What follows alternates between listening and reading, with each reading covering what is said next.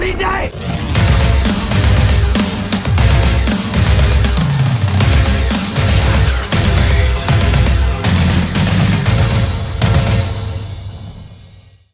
Welcome to Flat Earth Debate, Uncut and After Show.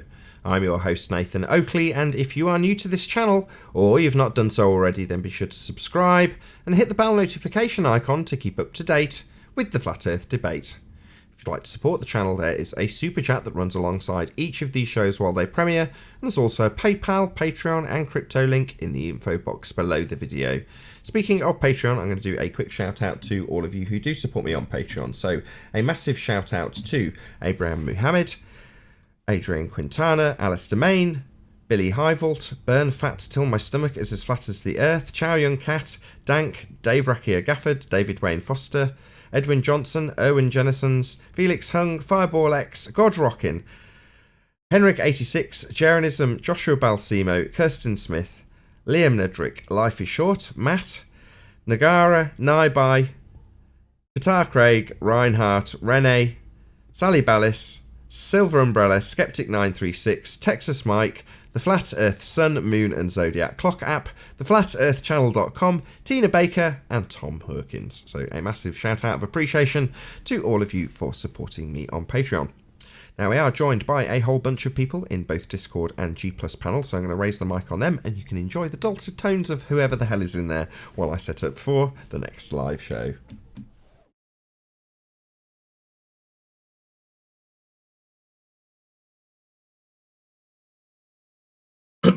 What are you trying to do? Get to the far end? Cross.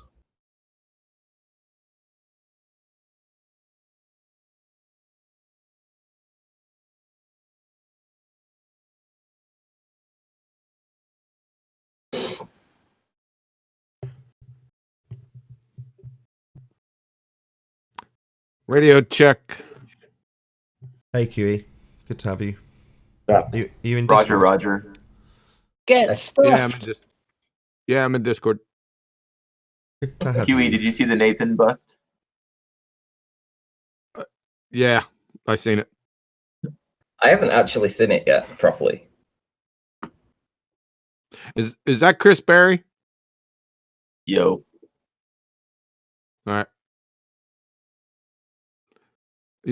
You guys are chopping. Hey Nathan, you may need to go ahead and reboot Discord. Yeah. Ranty, I put it in Master B if you want to see it. Whereabouts? Just now? Yeah, right before Riley played it, so it shouldn't be hard to find. Is it on Twitter? Yeah, that's where the post was. Oh, right, okay.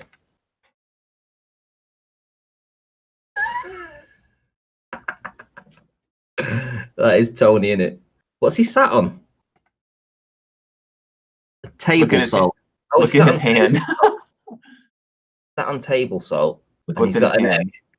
What's that on his belly? Where are you looking here? I've not seen this. I'm trying to see what he's got on his belly. Does it say Flirth? Who's sharing? Who's sharing? Huh? Oh. He's just looking on his own. He's just looking, yeah, he's not sharing it at all. I'll share it, hang on. Yeah, because I don't see any resemblance to me on that. Am I being biased here or what? First comes the bust, then comes the statue. There's a slight resemblance, right? I mean, it's like the facial hair, that kind of thing. I mean, it's like not exact, no. Yeah, that says table salt. So we've got table salt. We've got the egg. But what's the tattoo? Does that say Flirth? I think it says Flirth. Do you know, I didn't even look at that and think that was me.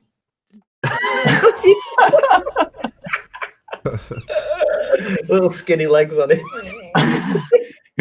Whose channel is that? Simon Dan? What does that Where are you say? seeing this video?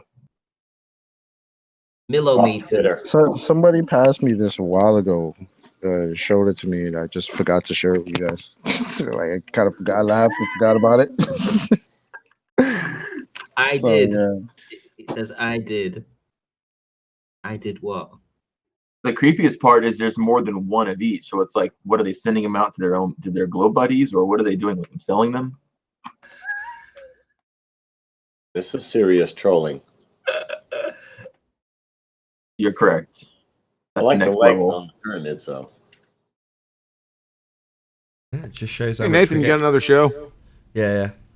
Start in a few Hey, minutes. can you have Chris Barrie post his daughter's third grade homework Sure. on the That was live great. on the That was live great, show? Chris. We'd like to see that.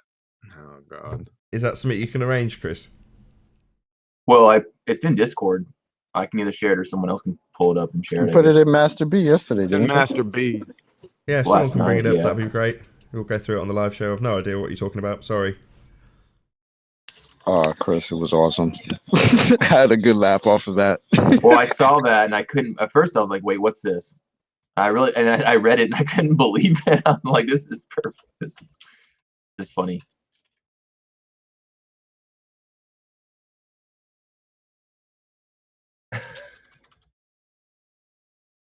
Yeah, it's definitely you, Tony. I like how Reddy's still laughing at me.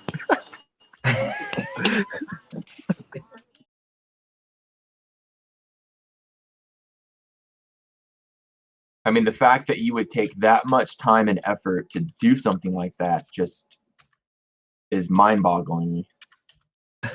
Well, it's ridicule, right? So, to rephrase that slightly, to take that much time and effort to ridicule someone. A lot of work, isn't it? Got to really have It's got under their advanced trolling. skin, right? Got to really be annoyed by me to do that. And then Simon then buys one and has it behind him on his video. Oh man. Yeah, Yeah, that's a getting constant to- reminder of how much I've got under his skin. I love it. Yep. Yep. Exactly. Enjoy, Simon. I spend Or- 5 minutes on a troll. They've gotten to me. So yeah, It amazes keep doing me. what you're doing. I don't give these guys a second thought. So it's kilometers oikley and sleeping waffler. What's Loeffler mean? Sleepy waffler. Waffler. Oh, waffler. Yeah, it's the post is posting on Twitter from Instagram only gives a link and not the video. So here's kilometers oinkly and sleepy waffler, the intellectually defunct idiots. It was fun sculpting, casting, and painting these. I think I'll sell some more. Yeah, I'm sure for a few moments it made them forget about the fact you can't have gas pressure without a container. It looks like he combined Anthony with the big boss man from the WWF.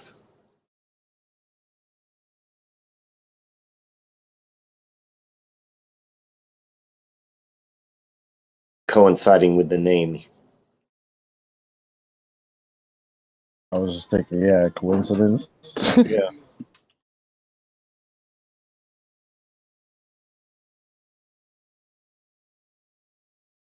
It's only had 175 views though, so not that popular. Privilege. 3D printer?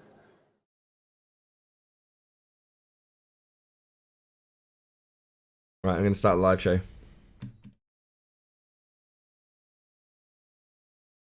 Oh, what a day! What a lovely day!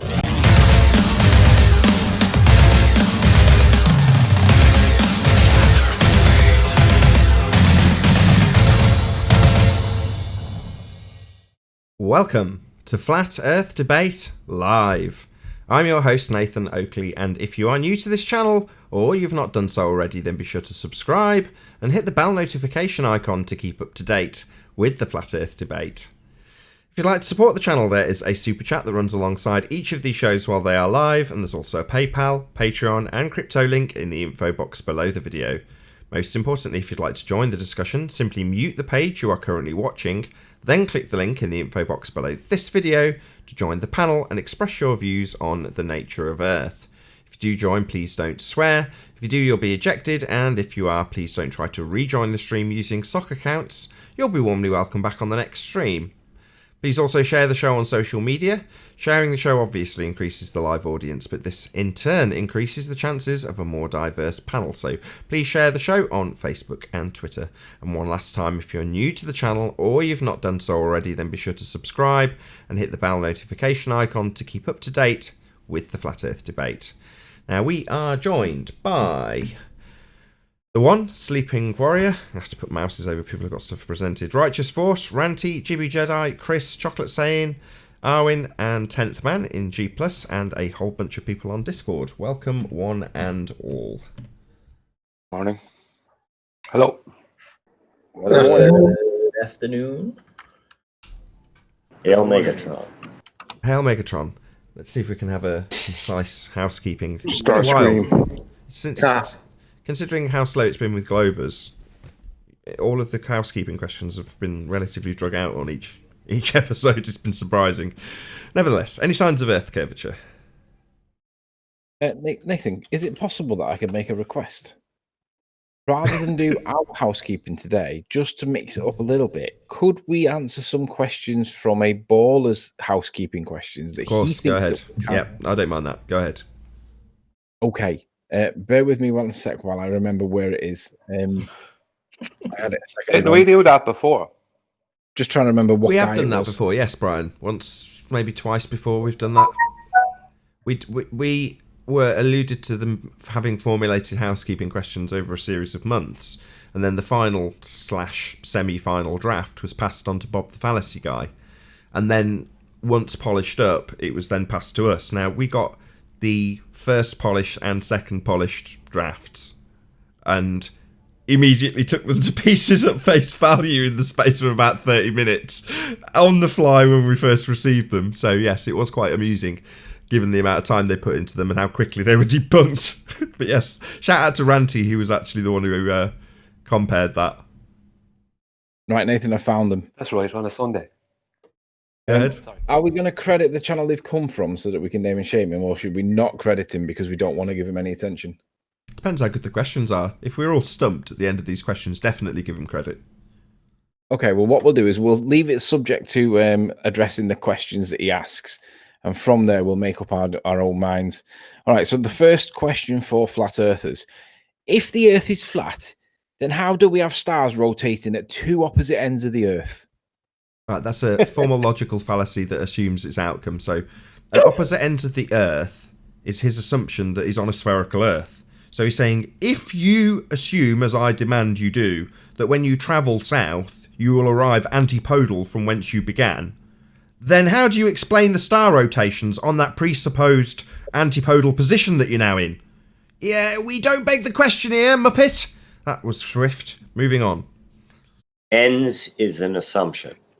Well, he says that I think it's a badly worded question. I think what he's trying to say is, how do we have stars rotating in opposite directions at two opposing ends of the Earth? I think that's his question. We don't. Oh, well, that's a much... Sorry, I misunderstood. I thought he was being much more smart than he was. We don't. They all rise in the east and set in the west. So let's have the evidence to assert this, because this seems to be one of those questions that they're making, implying that this is what we ask and we're not asking this. This is what he thinks we're asking. So let's have evidence supporting that claim before we make that claim. How does that sound for the guy that's made this one? Evidence, please. But to answer his question, all of the stars, save for Polaris, rise in the east, set in the west. Yeah, that's all we've got to say. All the stars rise due east and set due west. That's all they do. That's all. And the rotation points, if you turn in north, if you're facing north and looking north, and then you turn south and then look south, they're going to rotate in the opposite direction. So I think that might be what he's referring to. Right. Number two. One second. I have something to add to that. Sorry. Hold on, Sleeping Warrior. Go ahead, Brian. It's on the same question. So go ahead, Brian. Yeah, just before we leave. 2 tests for this person to do. If they stand at the equator and they look north, then all the stars will be coming from their right and going to their left.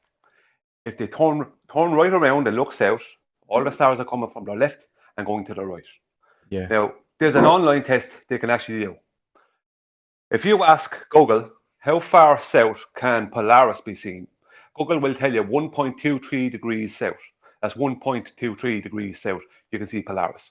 If you ask him ask Google the same question, how far north can Sigma Octantis be seen, which is the supposed southern pole star. Google will continually keep telling you about the Southern Cross. So there is no answer there for how far north the southern star Sigma Octantis can be seen. How far north that can be seen. Google will not give you that information. So what they need to do is come up with how far north can Sigma Octantis be seen. That's what they need to do. So number 2, how is there 24 hours of sun and 24 hours of darkness during a certain part of the year in Antarctica? See, this is, for me, this is like, nobody can verify that this is true because no one's allowed to go there by their own rules. So I don't know how he makes this claim when no one can go there. Not true. My most popular video is Robert Shortman talking about his 18 months in Antarctica, 12 months of which were consecutive, and then followed by another 6 months consecutive time in Antarctica as a plumber for one of the research bases. And he regaled us with his stories in regards to what the sun did, and it absolutely did not rotate about him in 24-hour pattern at any point in the year. So, first-hand testimony, it's my most popular video on Nathan Oakley 1980, not that that's where this is going out live. If you're watching this on Nathan Oakley, subscribe below to the second channel if you did want to have watched this live, because you're not. Anyway, on the main channel, that's, like I say, Confessions of an Antarctic Plumber. Go and have a listen to first-hand testimony of someone who spent a prolonged period in Antarctica. No, there is not 24 hours of sun there. June Weaver, 1987, correct? That's correct. Yes. That's the YouTuber channel name, yes. And then he says, if the sun is 3,000 to 5,000 miles above the Earth, then how does it not illuminate the entire surface? Oh my God, proximity, you penis. Sorry, Well, it's already been. All of his questions are fallacious in some way. Just repeat, before you do, it's Doomweaver 2007. But anyway, just repeat the question. I was thinking of the actual correct name for Robert Shortman's YouTube channel rather than listening to your question. Can you repeat it? Robert Shortman's one. Your one, the one that you just asked. You said proximity was the answer. If the sun is 3,000 to 5,000 miles above the Earth, then how does it not illuminate the entire surface? And the answer, of course, is proximity. But how do they know it's 3,000 to 5,000? I was just about to say. And how far away is it? Hold on. Unless we're to accept the Can I take a crack at this? No, it's a baseless generalization in terms of... No, it's a stereotyping fallacy in terms of asserting that we would assert that the sun is that distance. Well, I don't know what the distance to the sun is. I ask it daily. So that's a stereotyping fallacy to bundle me in with that assumption, if that's what that question's doing. Oh, so we've established the distance to the sun now, have we? Yeah, I suppose. Okay, next one. If it's midnight where I'm standing and I were to raise to the same altitude as the sun, would I be able to see the sun on a flat Earth? What the hell? Same as last time. Do I know the distance to the sun now? He knows the altitude of the sun, does he? Oh, hang on, I've missed one, haven't I? Oh, no, I've not. Oh, no, sorry, I've missed number 4. Apologies. He says, if the sun is 3,000 to 5,000 miles above the Earth, at what point does it get low enough to illuminate the underside of clouds? I can answer that. Go on, then. As far as the 3,000 to 5,000 miles above the Earth, we don't know what height it is, and this person doesn't know either, and neither do the rest of the bowlers. Hold on, but the reason it lights up the underside of the clouds is because of the solar anima. No, it's not. No, stop. Chris, are you there? Chris has done a practical demonstration of this. Yeah, I'm here. Can you queue up your... Any chance... Are you on a computer? Can you share your practical demonstration of how this is done with an actual light? Yeah, give me a second. Just go to my channel. While Chris is queuing that up, if you can ask the next question, and we'll come back to this with a practical demonstration. It doesn't change my answer from the first time, which is what we've established the height of the sun now, have we? Well, no. So, no, we're not going to just be pegged with this stereotyping fallacy that we say the sun is so high. They assume the height of the sun via the sextant measuring the radiance, no? That's where it originally came from, was the sextant measurement, but it was only of radiance, not really like physical location, correct? I'm, assuming here. All right, I got it. Let me screen share. We will get to what you've asked, Jibby, and it is pertinent in terms of how you acquire it and what you do and don't know about its size based on its angular size, etc. But yeah, if I can, go ahead, Chris. If you can make it full screen, that'd be great. Perfect, absolutely perfect. All right, do you want me to explain it or just play it and then talk about it briefly? Either or, whatever you're happiest with. I'll just play it.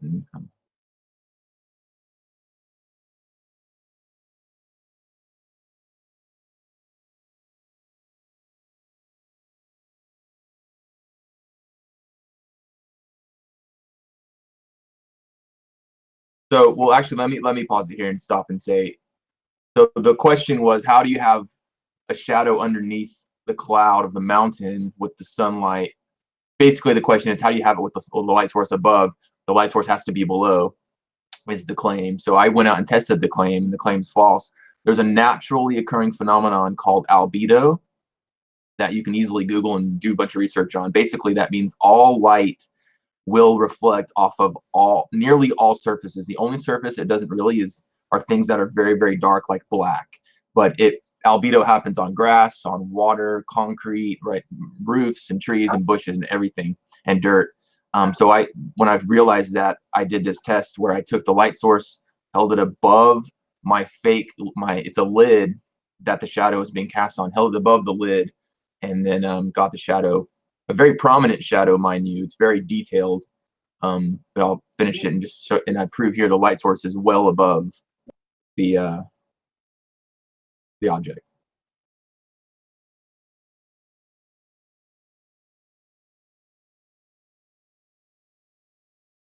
Nice vid, Chris. I haven't even seen this one from you. Good work. Yes, thank you very much for that, Chris. Absolutely perfect. Moving Shout on. out to Cleary. Shout out to Cleary too. He did something similar in his house, on a table with a box and light. So he's got a very similar video to this, debunking that notion. So shout out to Cleary. I just got back. Did Chris show his daughter's third grade homework yet? No, we're working our way through some housekeeping questions that aren't ours. Oh, forgive me. That's okay. We're about 40% way through. Go ahead, Anthony. All right, so are we on 5? Hey, by the way, sorry, Simon Dan's in chat. What's the answer to 4? What do I write for 4? It starts with an incorrect assertion. Albedo. There you go. How'd you spell it? How do you spell it? ALB EDO. EDO. Albedo. Yeah, there's no way I'd have got that down to a one-word answer. Thanks, Chris. Excellent. So, if it's midnight where I'm standing and I were to rise to the same altitude as the sun, would I be able to see the sun on a flat Earth? Any evidence of the distance to the sun? Any evidence of the distance to the sun? Are we going to take this stereotyping fallacy? We had this already. Stereotyping fallacy. We need to know what the sun is. Fine. How about knowing it is something in a location in the first place? Right. What is the sun? Also, correct, Darwin. And then let's change the color again. On a flat Earth, how can 3 people on 3 different... This is my favorite question. How can 3 people on 3 different continents look south in 3 different directions and see the same stars at night? They can't. So that's the answer to that. Has that happened? They can't on a ball. Hold on. The same stars. Are you assuming they are actual things in literal locations you're looking at? Yeah, there's 3-pronged. What? Hold on, 3-pronged. Arwen's is first. Hold on. Arwen's is the most important. Are you assuming that they have a physical body with a physical location? That's the first thing. So what are the stars? That's the most crucial point. Yes, correct, Darwin. Next, is there any demonstration? So Chocolate's point and Anthony's overriding point. Has this actually been demonstrated to be the case? Well, no. Even the claims come with declination. So that's not correct. The third point is it's working on a presupposition of a sphere Earth again, isn't it? So it's 3-pronged debunking of this one, but I think we've said enough. Can I say something on that, Nathan? Yeah, go ahead.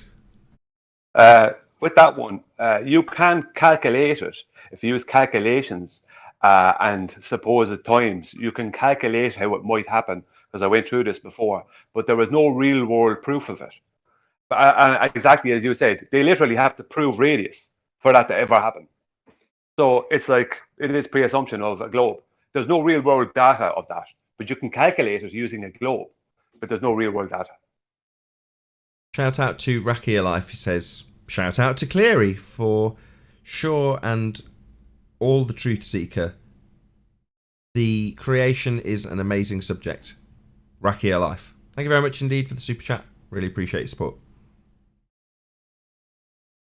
Moving on. Anthony. Number 7. During a sunrise, why does the sunlight illuminate the top of a mountain first and then move down? I think that we need evidence to support that assertion. I've never heard that one before, either way. Has anybody heard that before? Why does the sun light the top of the mountain first? It's a claim that requires evidence to support it. I've never heard that before. Has anybody?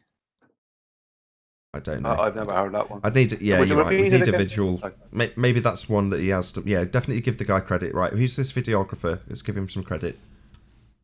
Can't remember. Let me look it up. Somebody I'm not familiar with. While you're looking that up, I'll say why he's getting credit now. So I don't know. Without a visual demonstration of what he's claiming, I'm stumped at the explanation verbally thus far. I don't fully understand why does the top of the mountain get lit first. I can't even visualize that. I don't know about any of you on the panel. Can you? I've never seen it before. I'd like to see evidence.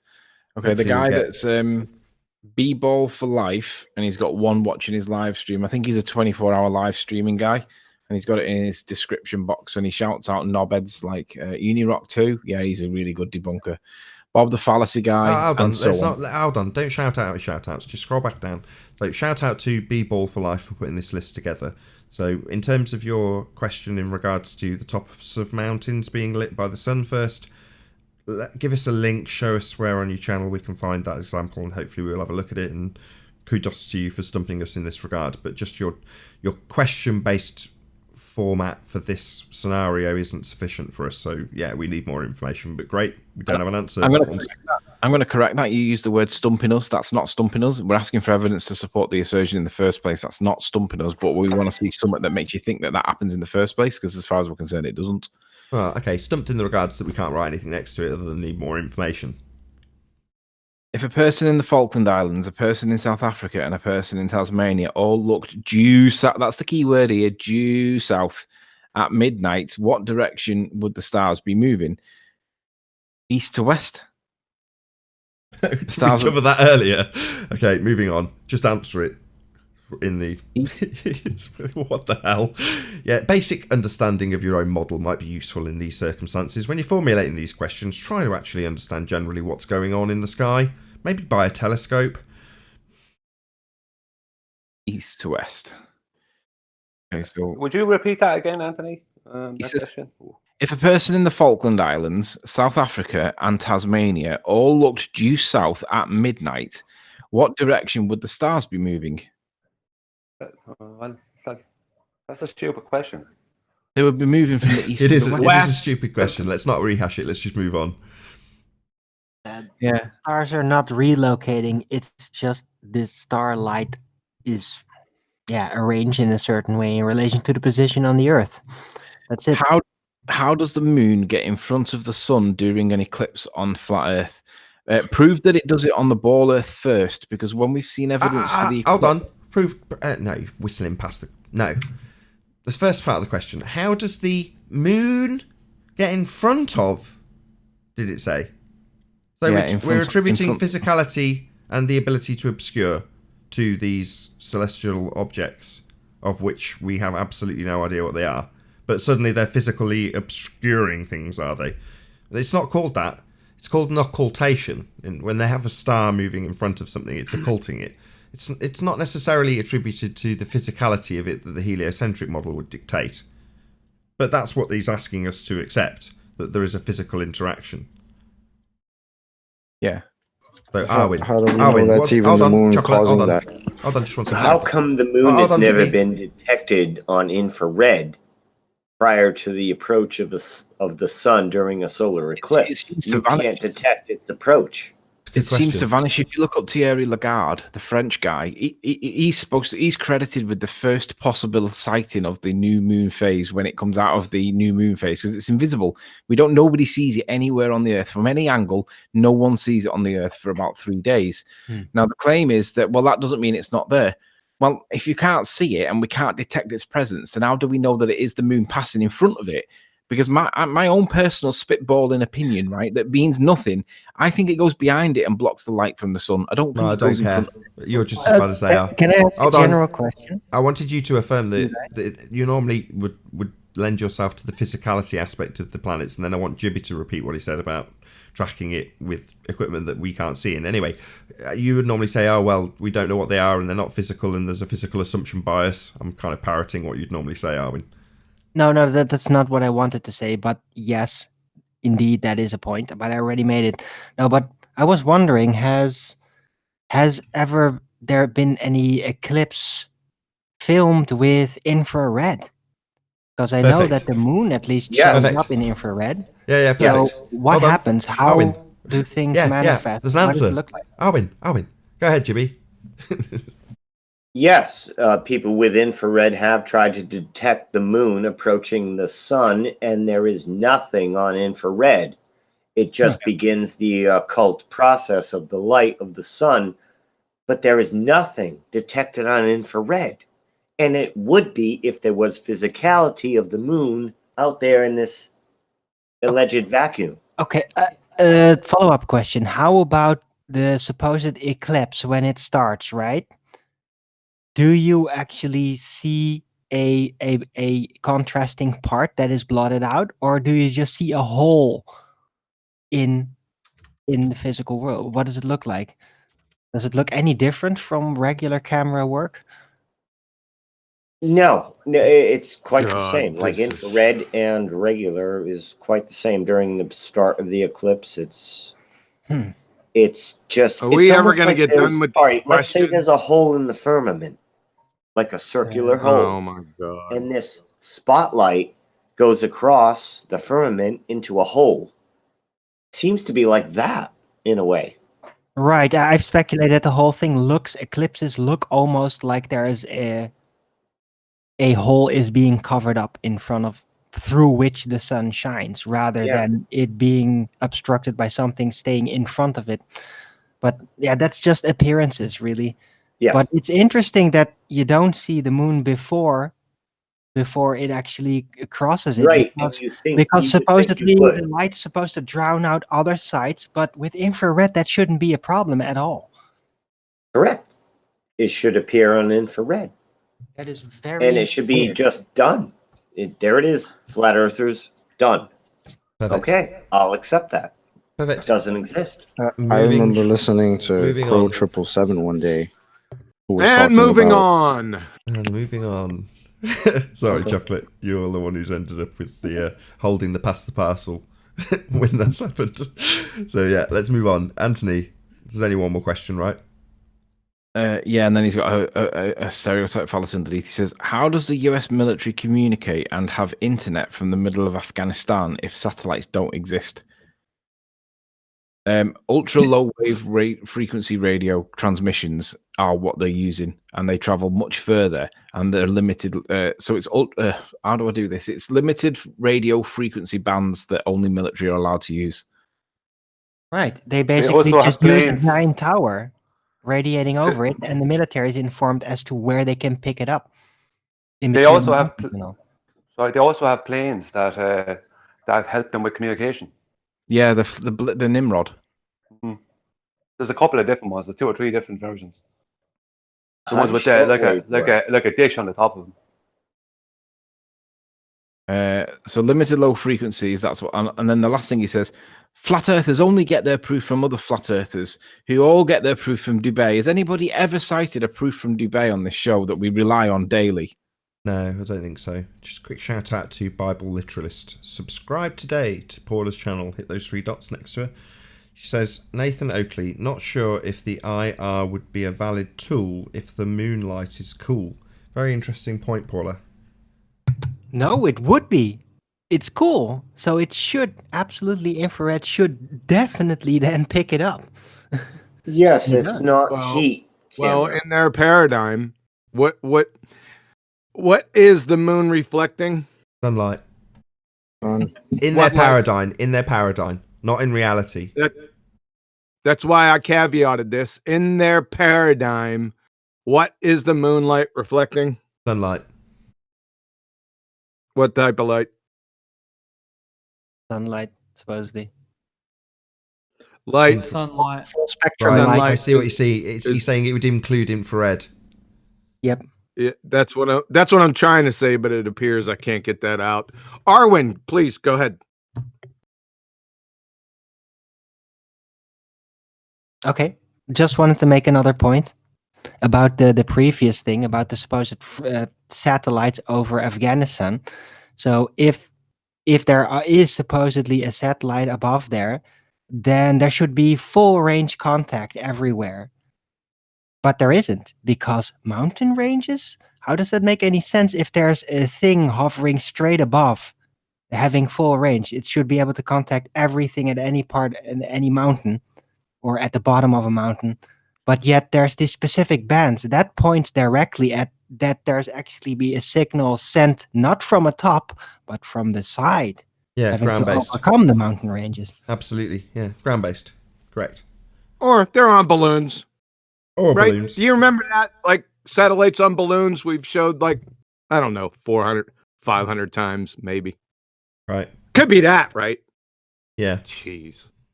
Well, those would be temporary, and besides, how do they go? How long does that last? I think the military probably does have a big tower somewhere. They allegedly have a recovery program for those balloons that go down. Yeah, we get to see them from time to time now, don't we? Yeah. But is that in Okay. Afghanistan or in other regions? Before we segue, so Anthony, is that the conclusion to these rather poor housekeeping questions? Yeah, I just want to conclude by saying that last question: how does the U.S. military communicate? If they use the low frequency wavelengths, and the lower the frequency, the longer the wavelength, the further it can go, but the quality is reduced and compromised as a function. If you ever hear any radio communications that a military are using, it's always crappy quality, and that's because they're using long frequency wavelengths that only the military can use to get the distance. Let me just address this one point again. He says, how does the moon get in front of the sun during eclipse on flat Earth? This is where I want to recite this, because this is quite old now, but a lot of people in chat will not be familiar with it.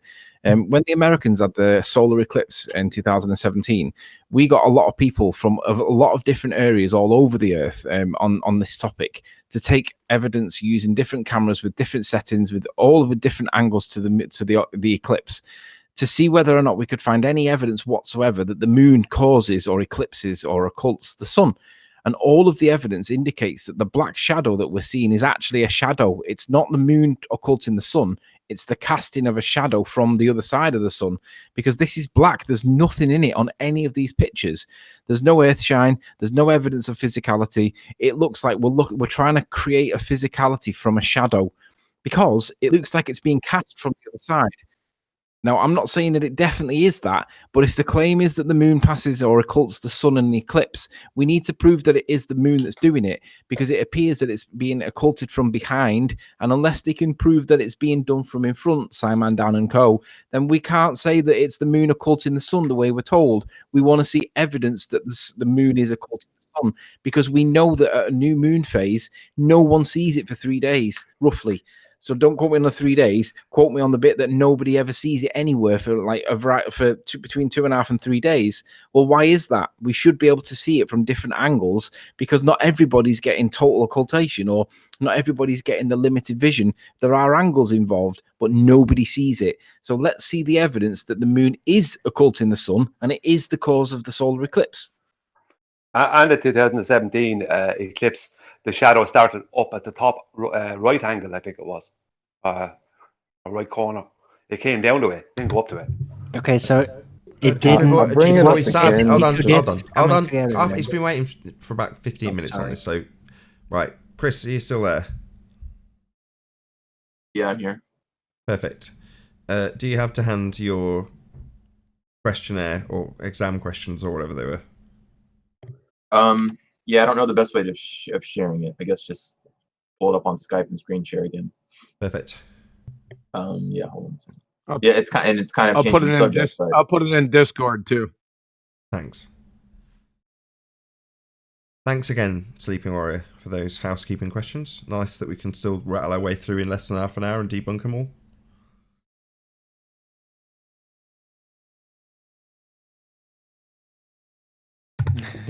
It's funny, isn't it, that we have our housekeeping questions. They can't answer it for over a year, and they make this supposed list of very detailed, far away, presupposing questions, and we just answer them all in one go. And they got drafts, first drafts, second drafts. Yeah, All they of our have to questions have rework. remained the same. We've just added on to them. Okay, so And they were all about the sky. can everyone see Chris's screen share? So presented to the audience now. That was a good point, Brian. They were all about the sky. You're right. If you can't see it in Discord, it should have been presented. So what I've got. They can see it in Discord. Natural and man-made. Okay, that's what we've got presented. Whoever's talking about it, please go ahead. Chris? Oh, well, do you want to talk about it, John? It's your daughter's homework, right? Yeah, but Why would I talk about it, Chris? Because you brought it up. You told me to. Holy shit. I mean, it's okay, pretty I'll talk about it, self-explanatory. okay? Chris's daughter handed this in as her homework, right? And she got 100% because even she in 3rd grade knows the difference between natural and synthetic. Or natural and man-made. Let me break it down to you. But you ballers don't. I've had people, I've posted this thing in Discord, and they still don't get it. Can you believe it? I believe it. Chew. Nath, flick back to my screen for me. I was hoping she did have a shoe up there. It's too bad she did it, man. I know, there's a shirt. Somebody needs to take Brenda shoe shopping. Okay, you're up on screen, Anthony. Go ahead. Thank you. All right, so going back to this eclipse point, how does the moon get in front of the sun during an eclipse on flat Earth? This is good times for all. This Why is you his... sidetrack my point? Are you really going to rumpus me now? I pull it up, you go back to the stupid eclipse shit. Yeah. Right, Go why are you ahead, rumpusing Anthony. me? Go ahead, Are there no different problem. rules for you, John, to me? No problem. Go ahead. Well, Riley, you very much. you did kind of sidetrack the point that we were on. It's finished. Nah, bro. We're still making fun of the look. ballers who apparently Chocolate, you're don't know the now- difference you're between now- natural and man-made. But Chris's daughter in 3rd grade does. I mean, Stop virtue signaling to ballers, Tony. It's getting old. Stop doing Arwin's it. now They don't need sidetracking it. the sidetracking. So if you want it on screen, it was on screen. You've just taken it off screen, Anthony. Just make it big. if Yeah. you This is would. the fallacious sidetrack fallacy. Yeah. Because I'm being railed on my point, I'm having to remake my point, which is wasting time. How does the moon get in front of the sun during eclipse on flat Earth? Okay, forget about eclipse on flat Earth. This is Good Times for All doing his full day of the eclipse observations in 2017, and what I'd like them to think about how this is possible on their model what they tell us is that this solar eclipse. Look at where the sun is coming into the moon on their model. Look at where the moon is supposed to be coming in. We can all agree it's somewhere between 1 and 2 p.m., right? And as the day progresses, we can see that it's traveling down towards 3. Now it's at 3. It's now going down to 4.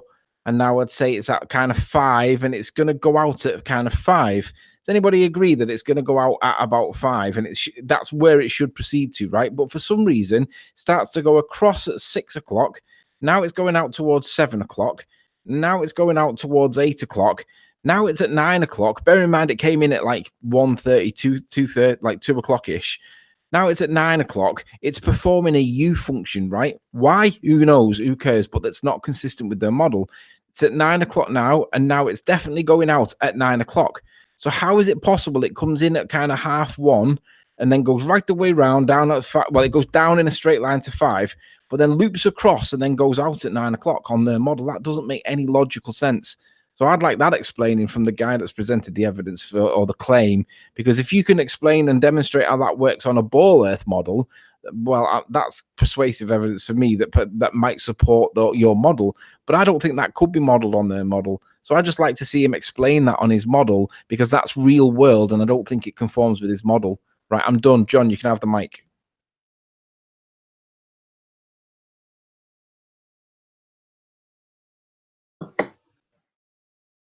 That was actually a pretty good point. I've never seen this video. Yeah, it kind of shits on the idea that it travels across the sun, causing a solar eclipse. If it comes in at 2 o'clock and then goes out at 9 o'clock, forming a U shape, that's kind of like, huh? Shouldn't it be a straight line in all directions? That's what I just said, huh?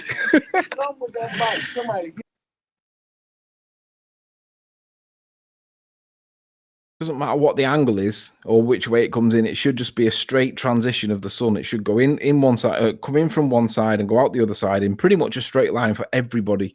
Yeah, it's for him. It performed a U shape. It's like that's lunar refraction. Yeah, it's non-standard refraction. No, non-standard lunar refraction. Yeah, non-standard lunar refraction. Lunar refraction. I like that. A quick shout out to Alexander, who says, quote, I can't see Polaris from southern hemisphere, end quote. That's why the Earth is a globe, end quote. What a moron. Yeah, I can't see your landing light. They don't take much these days in order to believe they've proven the globe, do they? No, I can't see what colour Arwen's underpants are from where I am. That makes it flat. Okay. Chew on this one. You know when you go down to, when you look at the Earth curve calculator, Tony? Yeah. Who's chatting there? The one, I think he's just giving you some words of encouragement. Okay, so you've got the geometric results. The geometric drop. Yeah, so as soon as you go to refraction, in any shape or form, it automatically becomes a mirage. It automatically becomes a begging the question fallacy because it's terrestrial refraction. Mirage. Everything's a mirage. Once they go to that refraction, it automatically becomes a mirage. It's a hologram. It's not is really. My mic working? Yeah, you're not really seeing it. Yeah. Is my mic the working? person who said they can't see the sun after the horizon, Yes, can I your use mic the is working. backyard?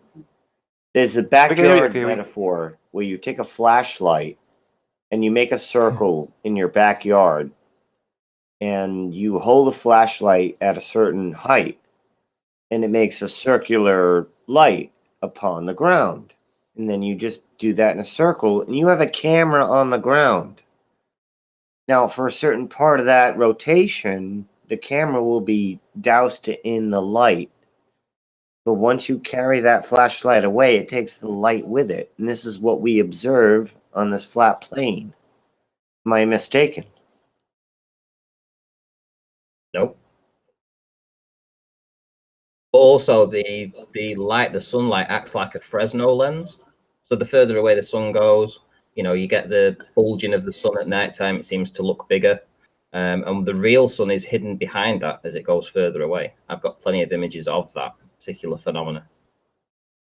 That's actually an actual proven. Well, that's a thing that's been detailed before flat Earth even, Randy. There's actually a thing. I can't remember the name of it now, but there's a, whereas literally you think you're seeing the sun, but you're not. The sun is actually gone from that point.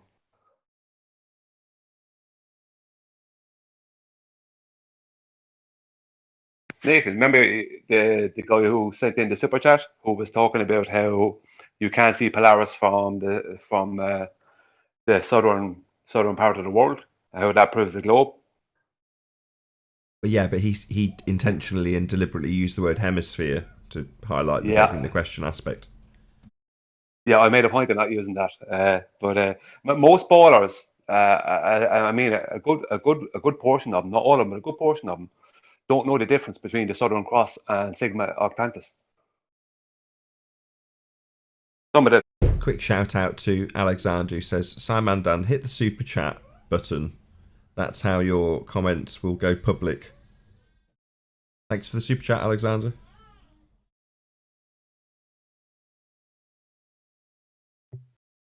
I'm shocked that he could even write. That guy's a stone cold dumbass. You have a fan. You have a fan, Nathan. He comes to your show and listens to you while having a bust of you behind him on his little desk. Yeah, Simon Dan's a mega fan. Good for him, man. Yep.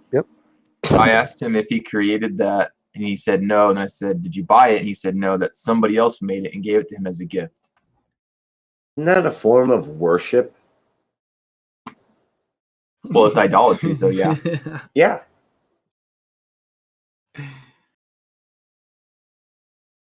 Shout out to Ian Adams, who says, I think Ranty needs a doll. Yeah, where's the Ranty doll? I think we need what we really need is a part 2 to the Globe Earth Dictate. I think we need that. So shout out to Darth, or whatever his name is, DATRH.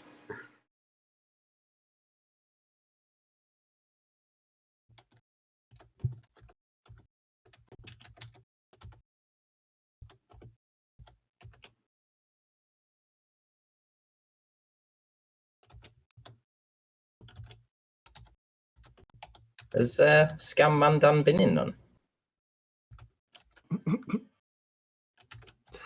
Yeah, he was in chat earlier for about 2 minutes.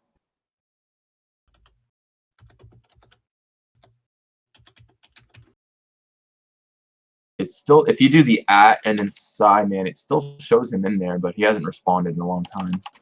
Yeah, if you make anything in the chat, you will remain in there at the @ symbol for the entirety of it. Oh, okay, Yeah. I didn't know that. I thought if you like clicked off the page, like exit out, it would take it away, but guess not. I think if you go in the chat box and you click in it and you hold Control F, you can actually type in to look for Simon, but it's not there, so he must have come off the page.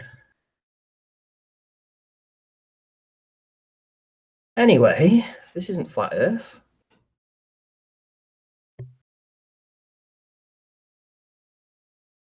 Brian, when are you going to come and do another presentation for me? I have two ready. I have the final presentation on the sunrise speeds, a response to Joe Kovacs and Professor Phil Bell. I have that there, and I have the other one where with the diffraction limit and angular size change and occultation. So we'll do maybe next week. We'll do maybe one next week because I'll be busy all weekend. Sounds good. Sounds good to me. I still have to answer questions on the last one, but I can do that on the next one because I'm going to do the response to Joe Kovacs and Phil Bell next, so that's not too long of a one. That won't be long like the last one. So this one will only be like 3 hours long than that. Yeah. With the last one, there's really not like a do. Like, I mean, to give out everything I had to give out, it just had to be like that, you know. Did you go to sleep saying numbers? I'll be honest with you, I actually was really strangely totally drained after that. So I was it was like I was high from saying numbers and I was drained at the same time. I felt drunk. That's how I felt. Jesus. Like 2 hours. Actually, it was 2 hours of you saying numbers. I think. Yeah. Never mind counting sheep. Yeah, I felt really weird after that. I have to admit, I did feel weird because it was just numbers for 2 hours. Pete Shea asks, ask Brian what he thinks the sun actually is. What I think the sun actually is, as in just kind of speculation, pseudoscience. Actually is, I don't know.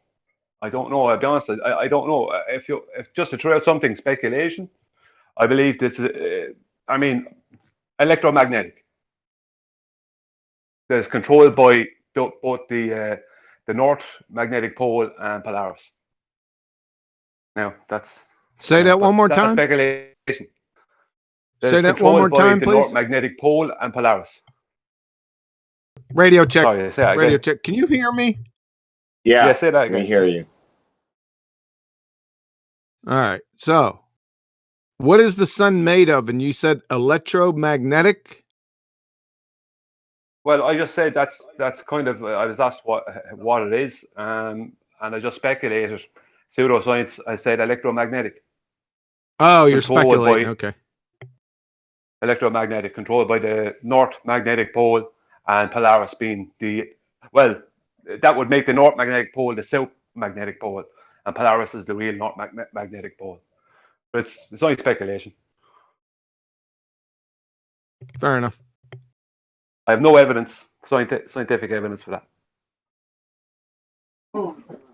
You know, we See how honest you just were, Brian? It's unfortunate that not everybody could be that honest and claim when they're speculating. Yeah, exactly. Chocolate. There's nothing wrong with speculation and pseudoscience as long as you don't start calling it fact and proven. Isn't that it?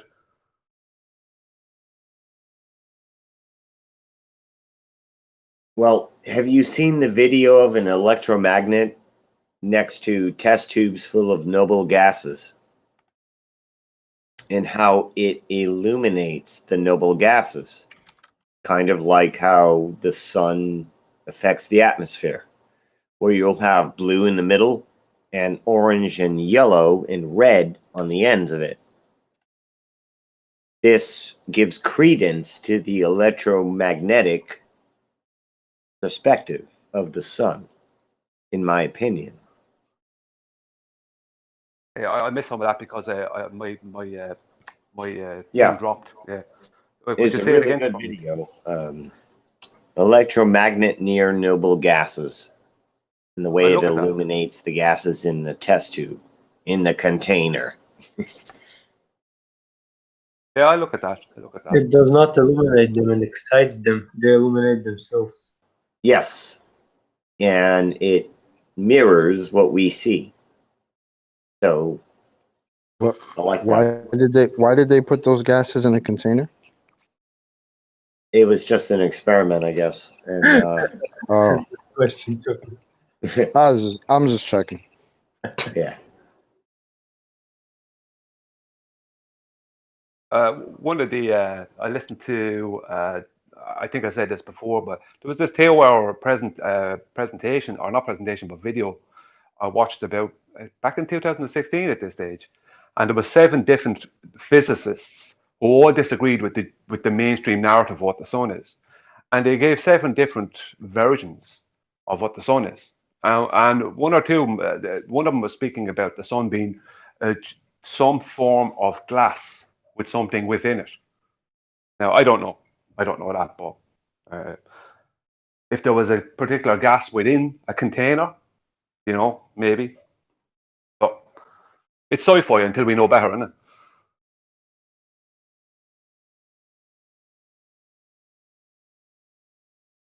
I don't know. I mean, sometimes the sci-fi they get it somewhat right. Like I said, pointed out the other day, Mel Brooks knew something that apparently the ballers don't know. That you need some type of separation between air and no air, as displayed by Mega Maid in Spaceballs. Stop the blow. Exactly.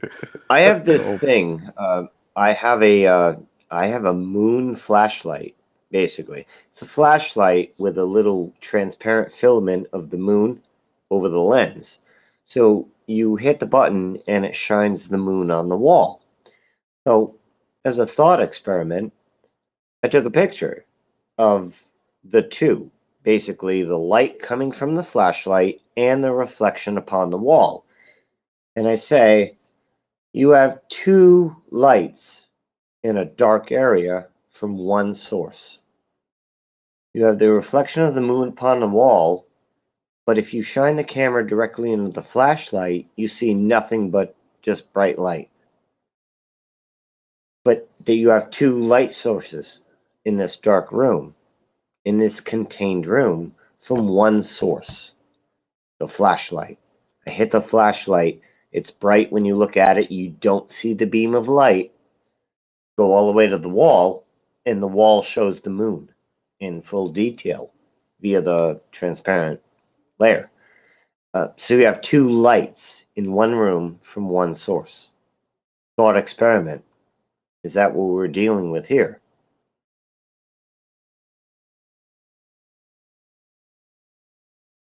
Is there certain gases that are colder in nature than other gases, or is all gases of the same temperature, more or less the same, around about temperature? I think temperature delegates where the gases lie in the atmosphere. Yeah, temperature would be involved there, right? With with density as well. But I'm wondering about, is there a possible way to like shine light through a gas and create heat from one gas and not heat from another gas? The two are intrinsically linked. Yeah. Pressure and temperature. I was kind of going off the sun and the moon with the warm and the cold light. If we could create a cold light using gases and a warm light using gases, something like that. But sci-fi.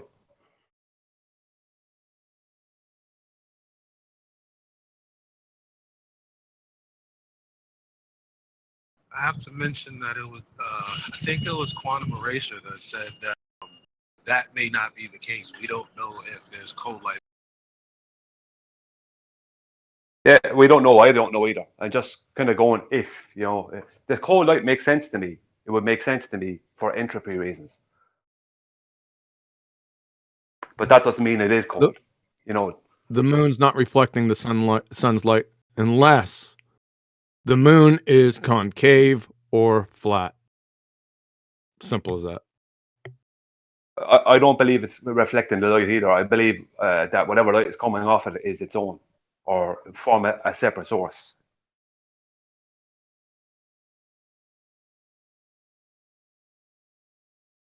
Would a colder light not help with the entropy of the winter? The opposite from the sun's light, which gives life. I know the sun is a massive entropy generator, but would the cold light not help? In the winter time, let's just say where I am in 52 degrees north of the equator, you get a lot more moonlight than Here's we do the in the thing summer. I was discussing right here. I'm sharing the screen. This is my moon flashlight. I'm shining it upon the wall. You cannot see the beam going from the flashlight to the wall. It's invisible. There is two light sources coming from one source. Yes, Just it's very likely what's happening. What's that? It's very likely what's happening because we're in a construct. This is not an accident. It's a construct. Well, it's a construct, intelligent creation. It's a container. Yeah. You can assess that. So that's why ideas like this can be taken. Online, and this just made it really kind of like, I never thought of it like this. Like, I have two light sources in one room, but it's only emanating from one source. If I shine the camera into the flashlight, it's just a bright light. But I back it away and I see two light sources coming from one thing. And it creates this. Yeah, that makes sense. It was just interesting. Not saying this is what we're dealing with, but it makes a lot more sense than maybe is first perceived. Because if you have whatever the sun is and the moon is, let's just say I don't know if the moon has a cold light, but it doesn't have a warm light. So whatever light is being sent is being sent by the sun, if that's coming from a separate source, and the light through the moon is coming from a separate source from both of them, and if maybe it's the same light, but whatever the sun and the moon are giving a different effect. So it's the same light, just sent through two different mediums. I don't know. I've heard that the moonlight does not affect plant growth.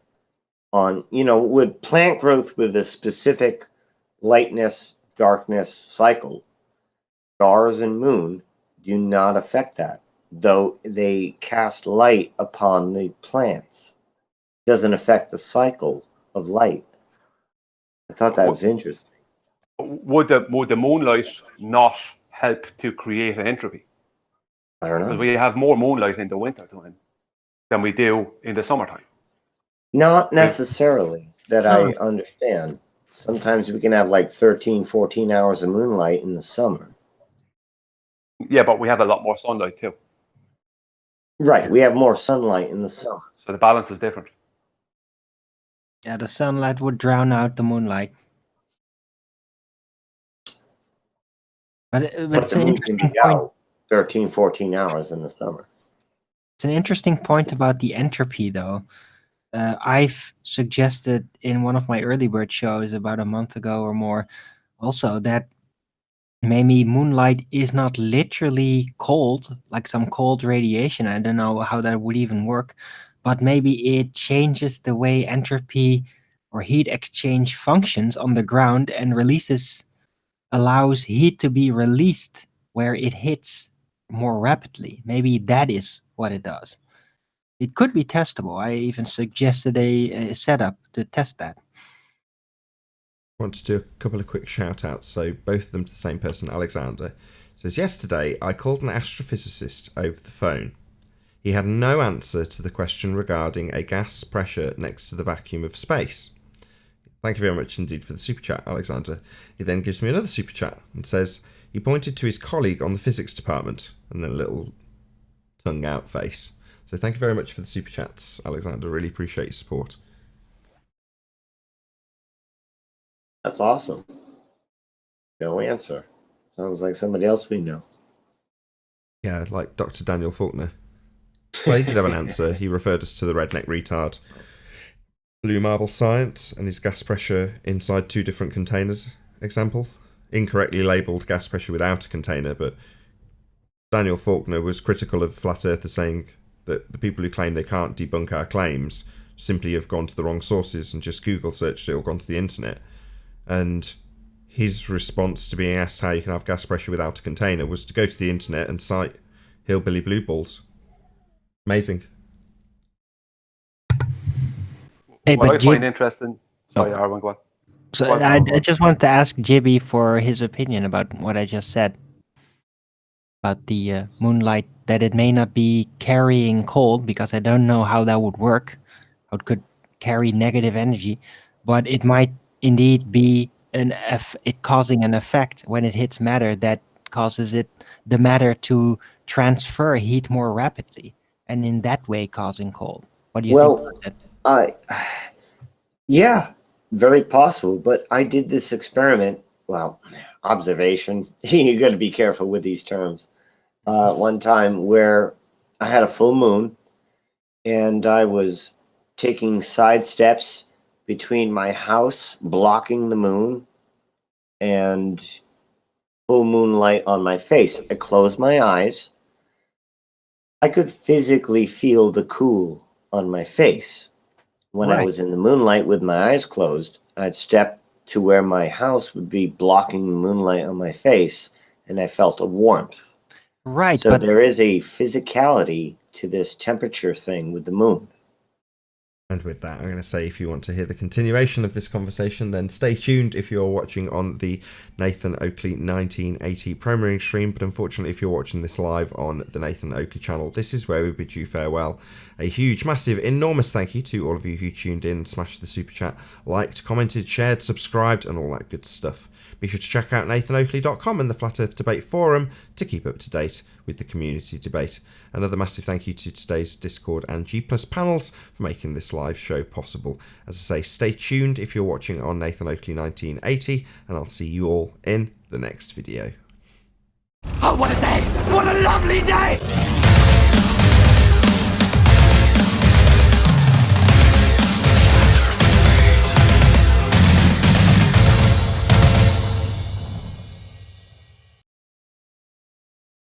What it senses is the decrease in temperature. Whatever the cause may be, whether you keep an ice cube next to it or whether heat escapes from your flesh more rapidly because it's much warmer than the surrounding air, it doesn't negate the effect. It doesn't make the moonlight cold. It just means that heat is escaping more rapidly. Well, how do we explain this with moonlight upon your face with your eyes closed? Because Stepping you can in the light, sense. stepping out of the light, and you You're- feel the Yeah, but difference. because you sense that as the moonlight hits you, heat escapes more rapidly. See?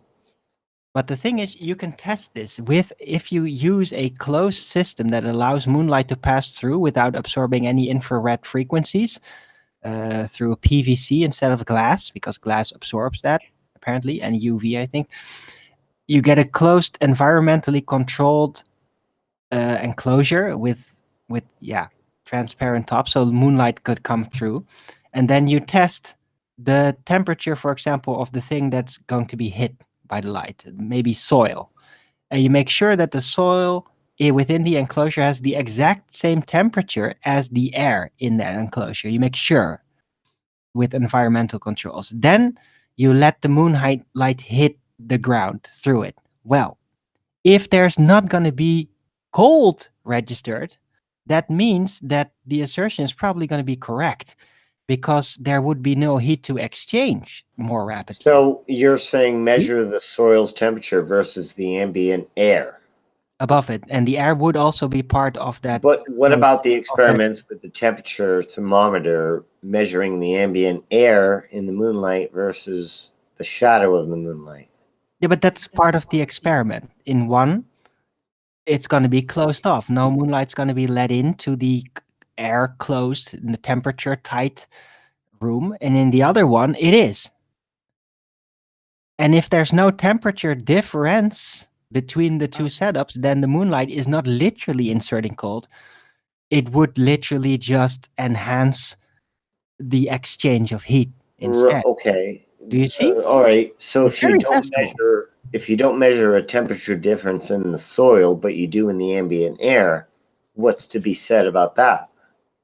Well, then it would insert. Look, the thing about it is it's an enclosed box. Only light can get through on all frequencies. So the temperature is the same in the air in that box as the soil.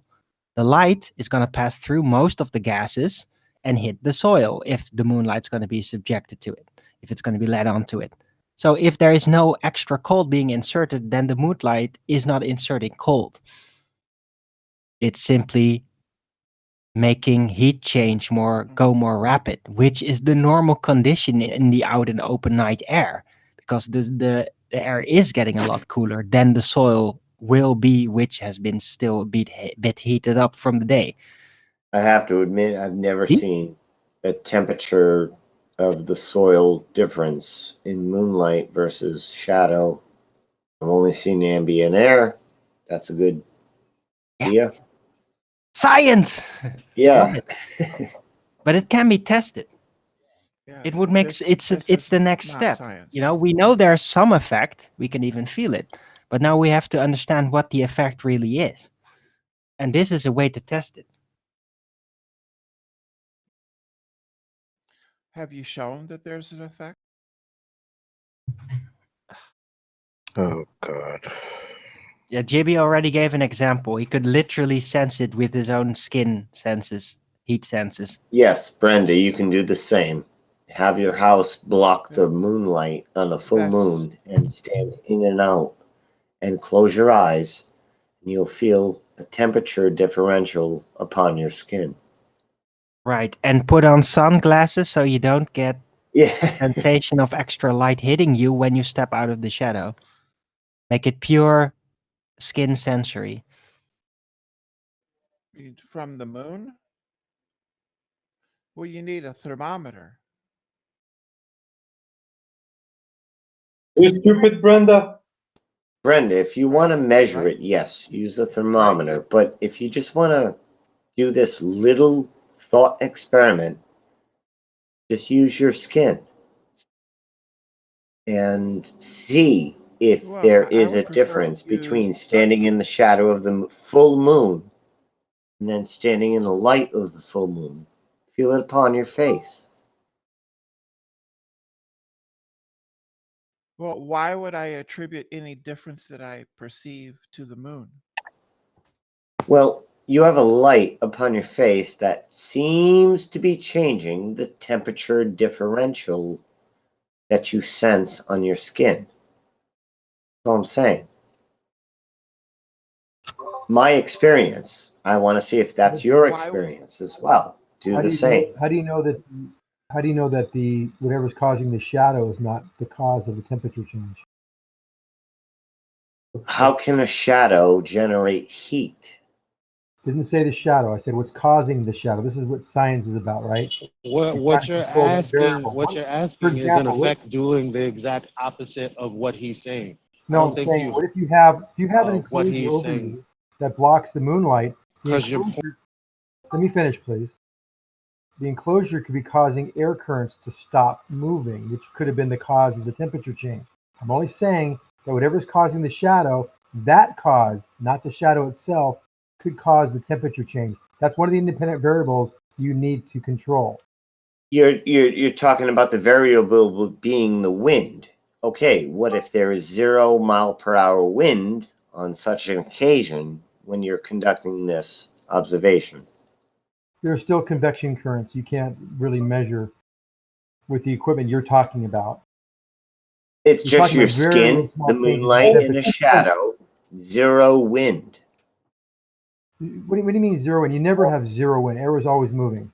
There's always 0 wind. I have You breathe out.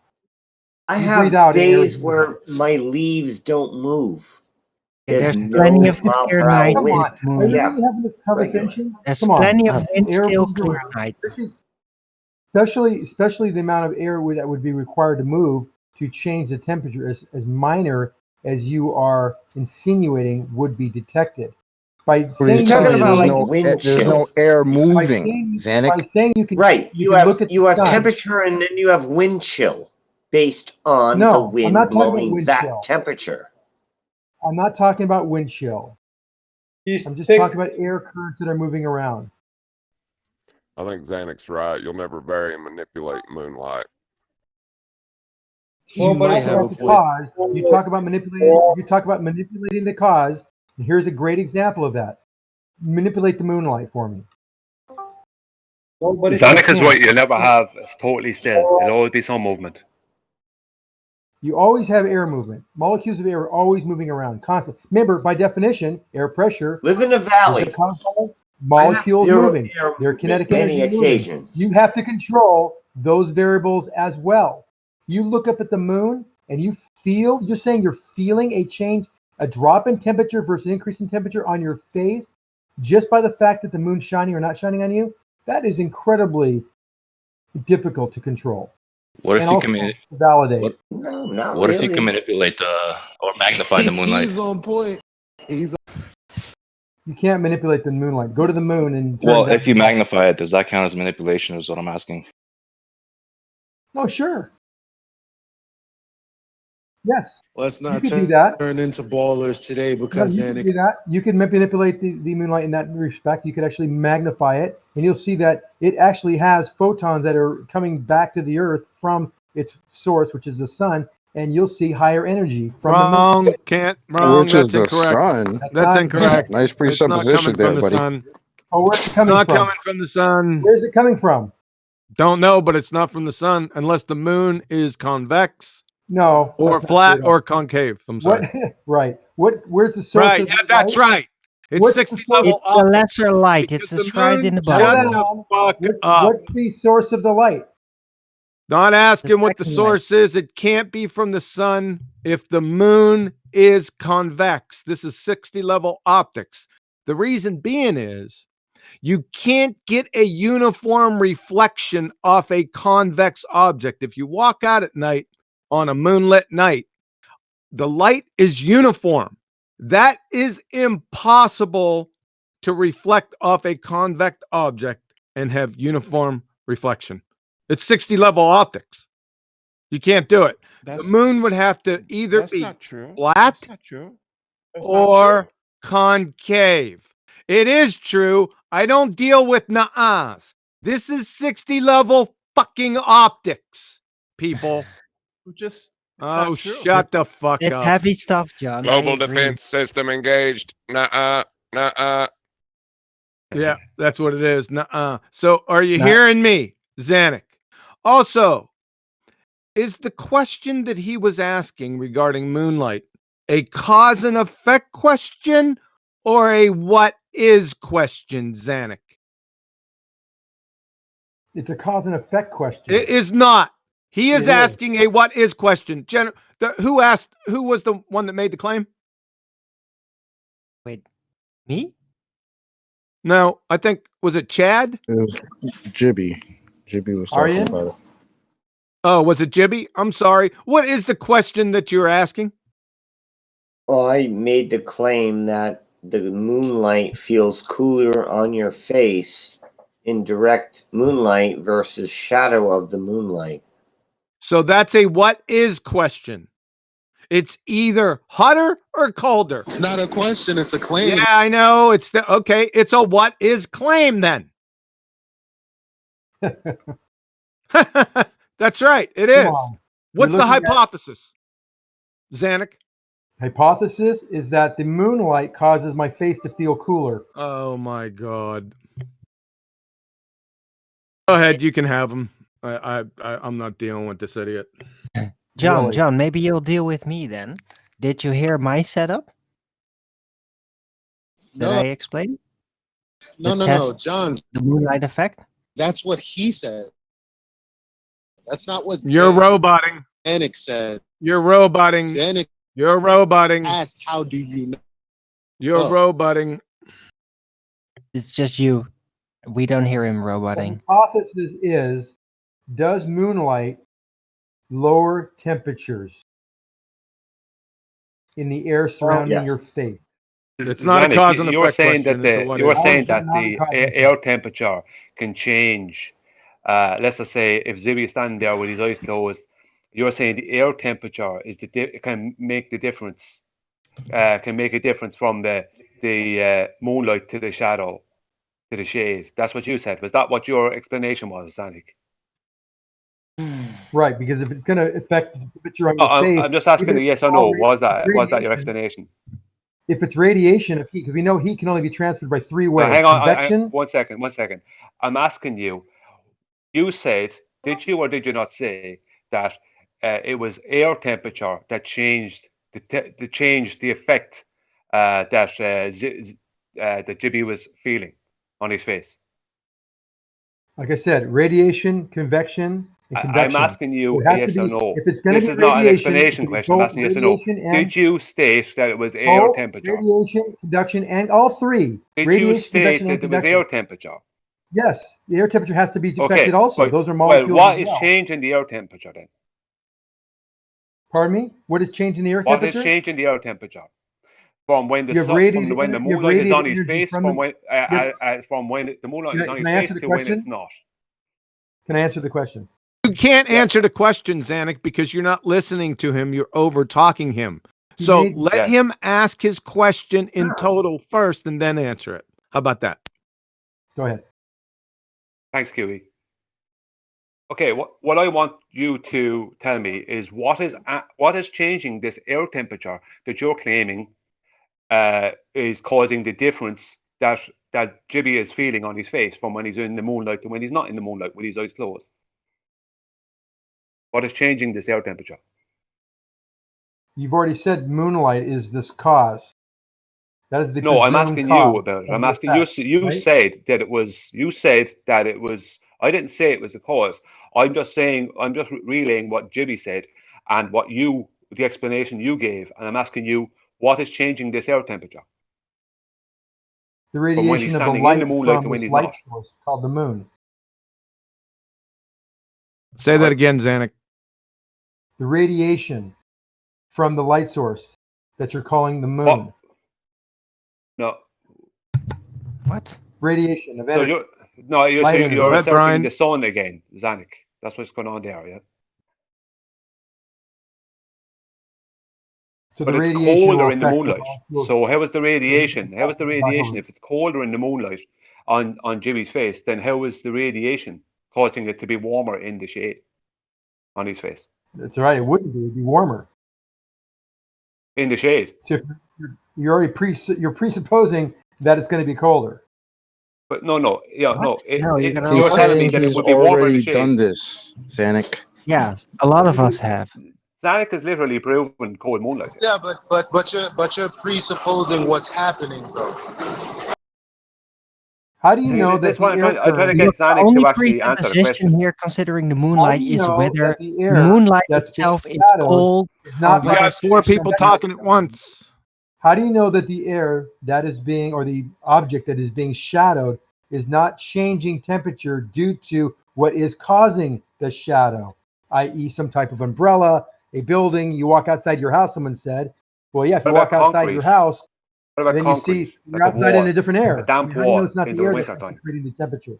Why are you talking over How me? much heat comes off of a damp wall in the winter time? the Would be a damp experience of wall. Even cold is though the exchange of heat. That is what experiences cold. Okay.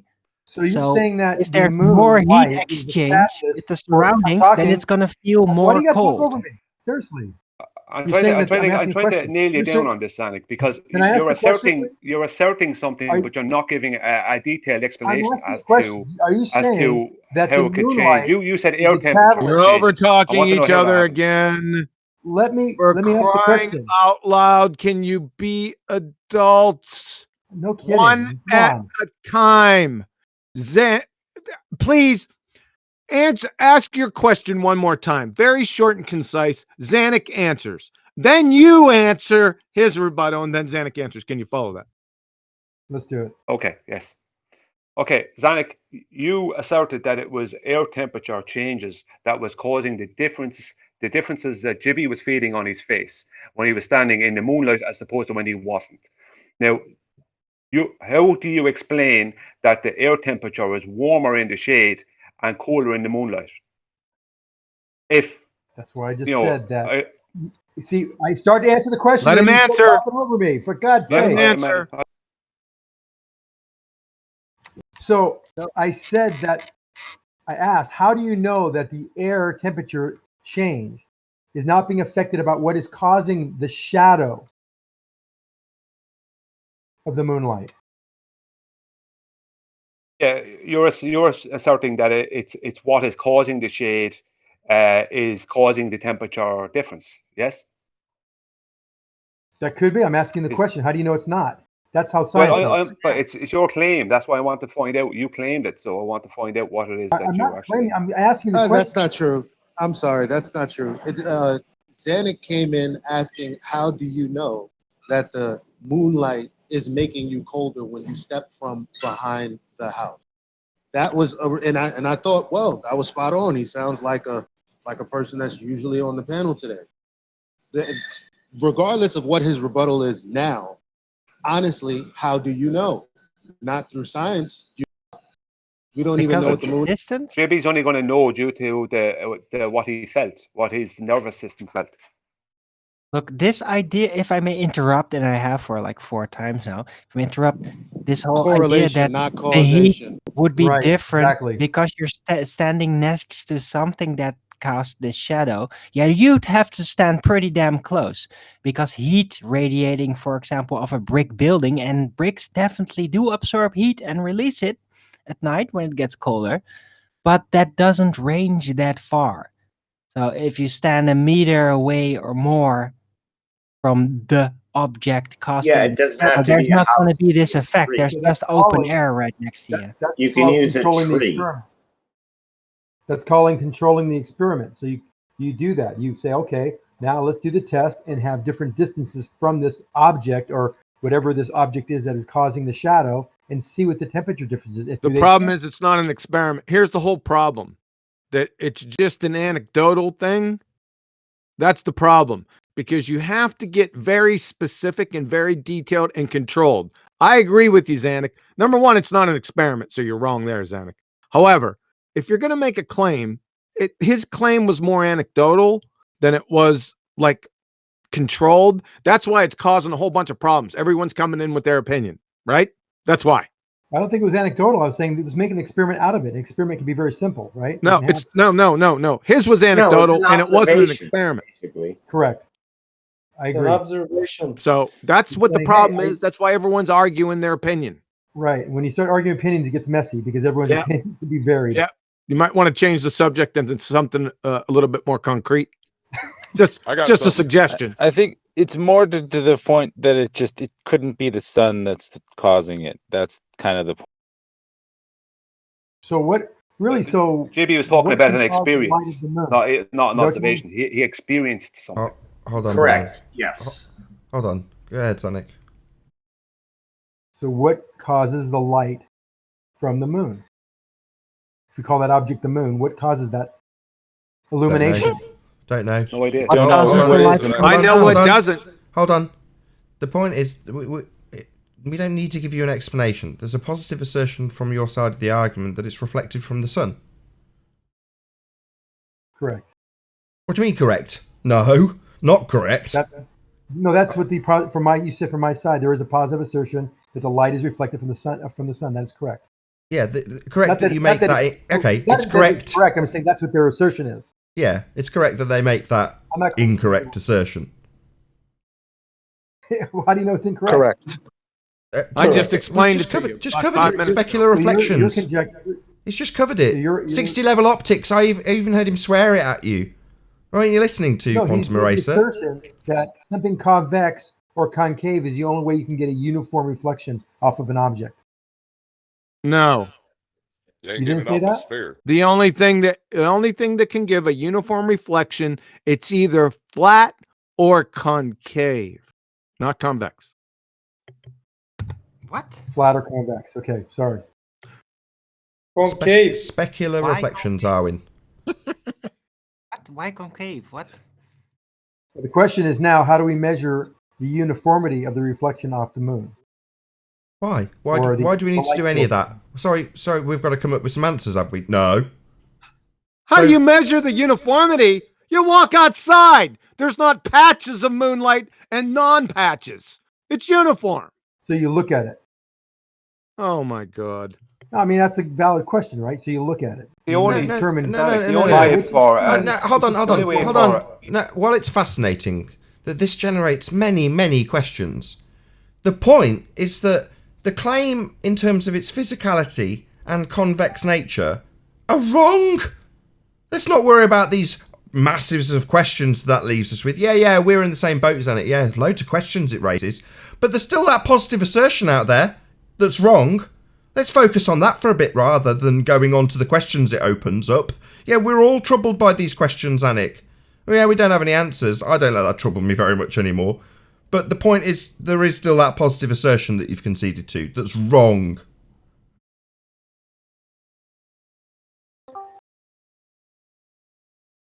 Yeah, so is there any cowbell for that positive assertion, Zanik? We've already That's the debunked question. it. 60 level optics. QE's gone through it. There's been a hypothesis or a analysis of the event made by QE. He said There it is right there in live stream. Take a look at this. It's over right here. Somebody in the hangout. Reflection from a flat mirror. Guess what? Sure. You get uniform reflection. Reflection off a curve. What's happening here? It's diverging. You not only have that problem, the moon's surface, according to your fairy tale, is also quite rough, right? Mm-hmm. It's not like a mirror surface. Let me tell you, what happens? We're not getting a mirrored reflection, though. We're not getting. Right. We're not getting a mirrored reflection. Sure, that just 1 second, creates just more 1 of a second. problem for you. You see this drawing right here? No. Yeah. No. Oh, who's presenting it? Is it That's Righteous? part of it. Thank you. Part of the answer is that. I'm sorry. I'm in Discord. Yeah, I just wanted to get it on screen. That was all. Thank you, Righteous. I've presented it now. Yeah, that's what we get from the reflection from the moon is No, you don't. light. No, you don't. We get diffuse. No, you don't. Diffuse light. Brenda's right. You don't get a uniform reflection. Now that's the question, though. That you've made that statement several times. How do you Yes, know I There's did. a reflection. How do you know it's uniform? How do I know it's uniform? There he goes Because I again. look at it. I walk outside. I'm going to tell you again. I walk outside, and the light is uniformly reflecting off of every fucking thing. There are no patches of non-light. That's how I know. That's like saying you're looking at a car go down the highway, and I said, "Oh, No, it's not like saying that. No, it's not. You can't. It's beyond human perception. No, it's not like saying that. Take a look at the depiction. No, QE is right. Take a Q look is at the absolutely depiction right. It's like I a have right here spotlight. with a curved surface. I get that. A flat surface with But Brenda specular mentioned- reflections and the angle of incidence. Brenda mentioned there is. Oh my God! The moon Shut is like a the spotlight, not like a candle up! flame. It's a big diffuse light difference. is uniform. Oh my Diffuse God! light is uniform. You got to be an abject retard. I'm not Are you listening saying to this. diffuse Fuck light? you. Shut up. Well, Diffuse. Okay, we finally got It's it. like a married bachelor, cop on you, right? Yeah, go on. I've got it on screen now. What do you have on screen, Nathan? The red and blue arrows. Oh, what about the other one? The one with the was on convex before. object and the flat? Yeah, that's on now. Righteous is on it. Right. As you can see from the top depiction, what happens when light hits a convex object? You got light going every which way, right? Because the angle of incidence, it's not going to be uniform. As you can see in the second depiction, this light is coming off of a flat surface. What are you getting here? Well, you're going to get uniform reflection. It's just as simple. I could stop right here. It's over. Not even taking into account the rough surface of the moon in their paradigm. You're totally right.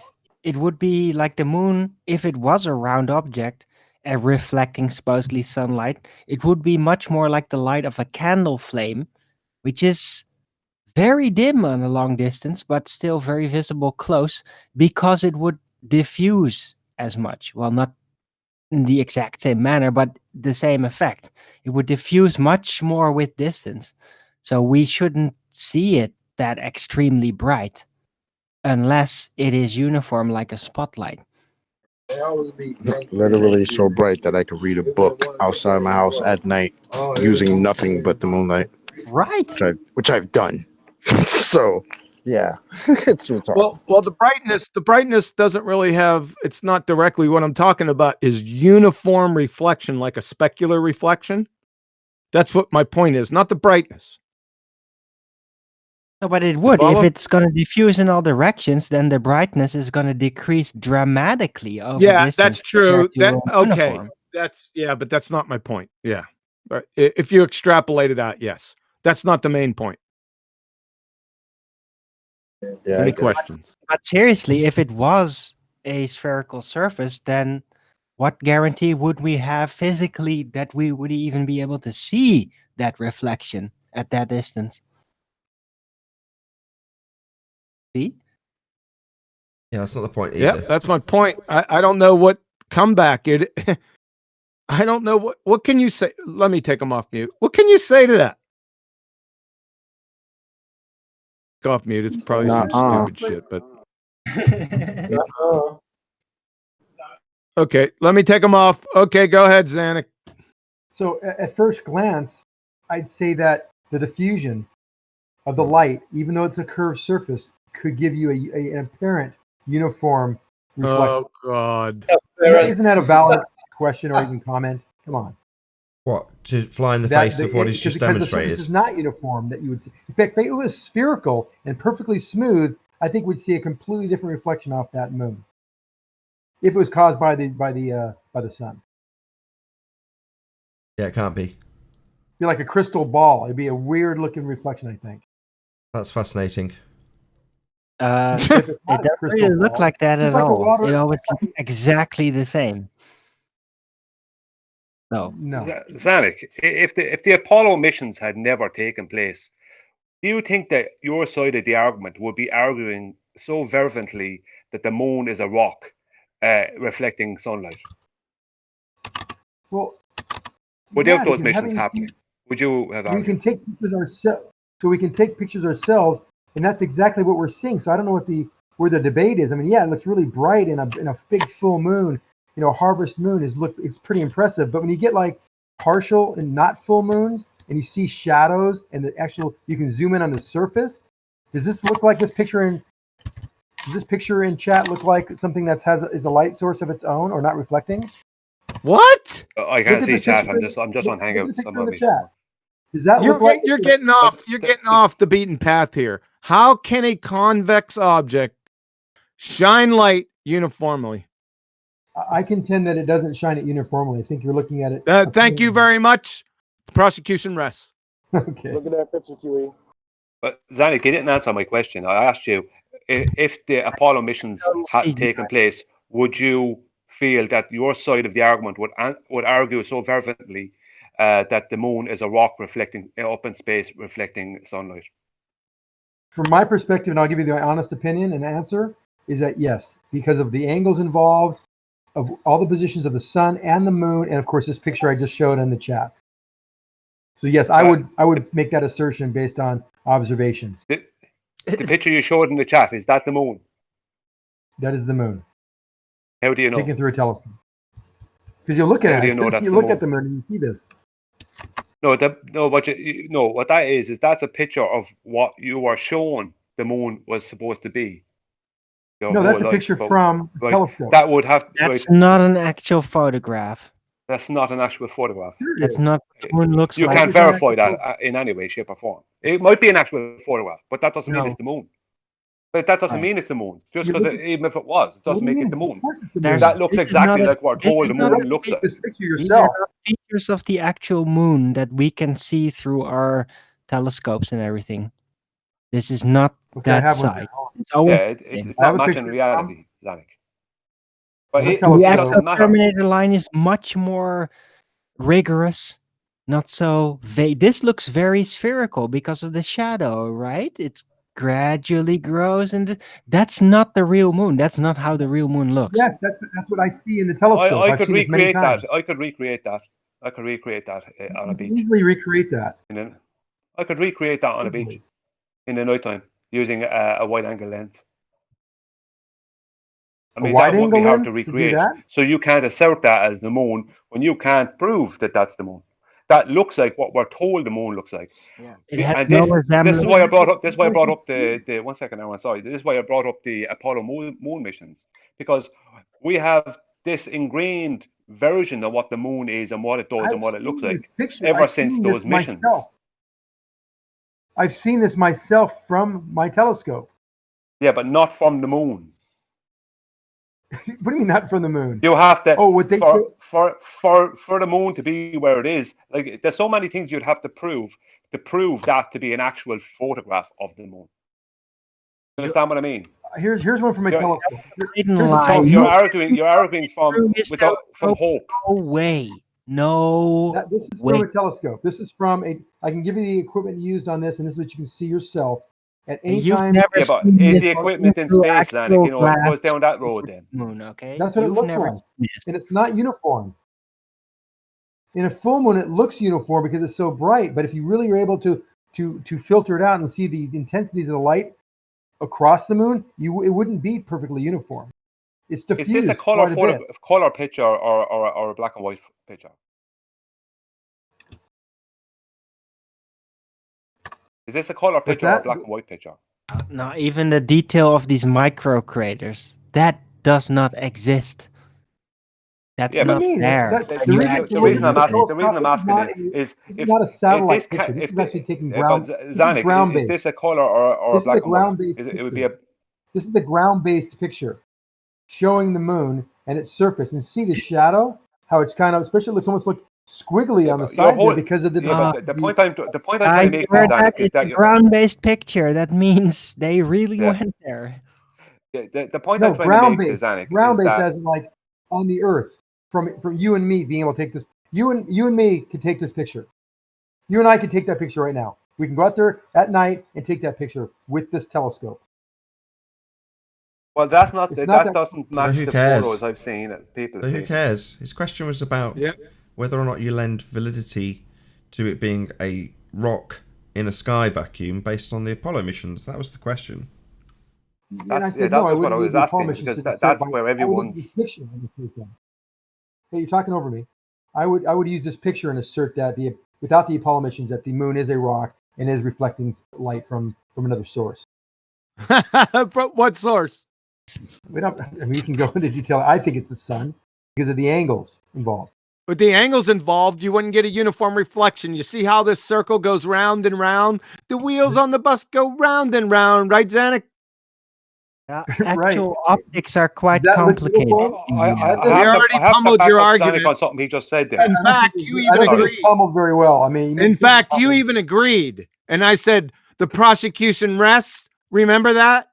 I remember one time I stepped on a friggin' a beetle. And I thought I crushed it, and then it just walked away. That's what you did. Yeah, you remember the prosecution rest over the uniform light? Remember that? Yes. About 2 minutes ago. I remember. Yeah. Can I just suggest a possibility?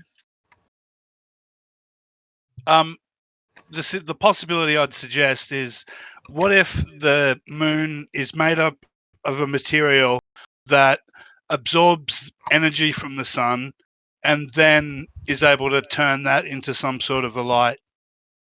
No, you're not. You didn't listen to what I said.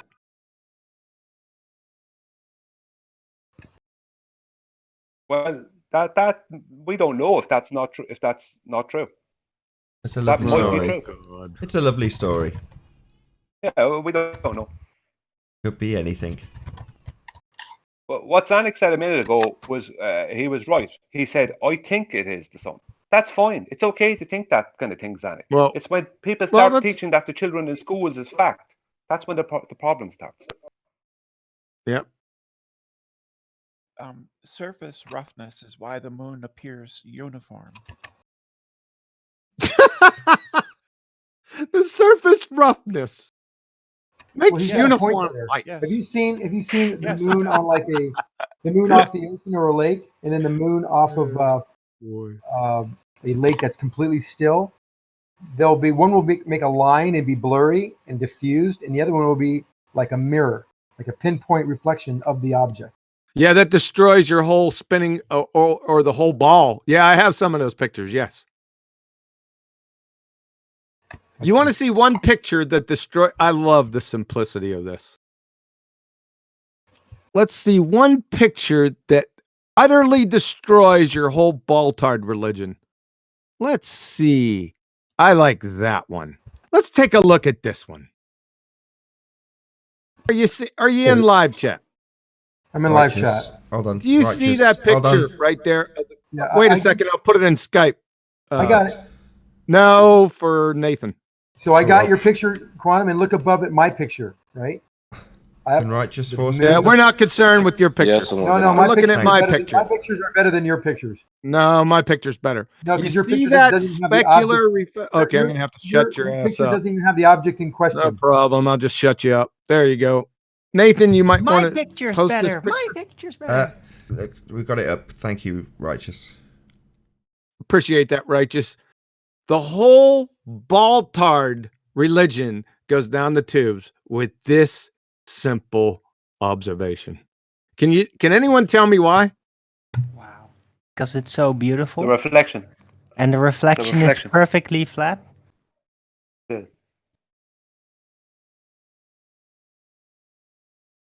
Right? Is there anything else? Anyone else want to tell me why this picture right here shows that the Earth is flat? Got a perfect symmetry. Could you mirror this picture and it would look almost exactly the same? Up, down? Probably. You have an absolute perfect specular reflection right here. Can you have that on? This goes back to the moon argument again, right? This has tracks right back to that.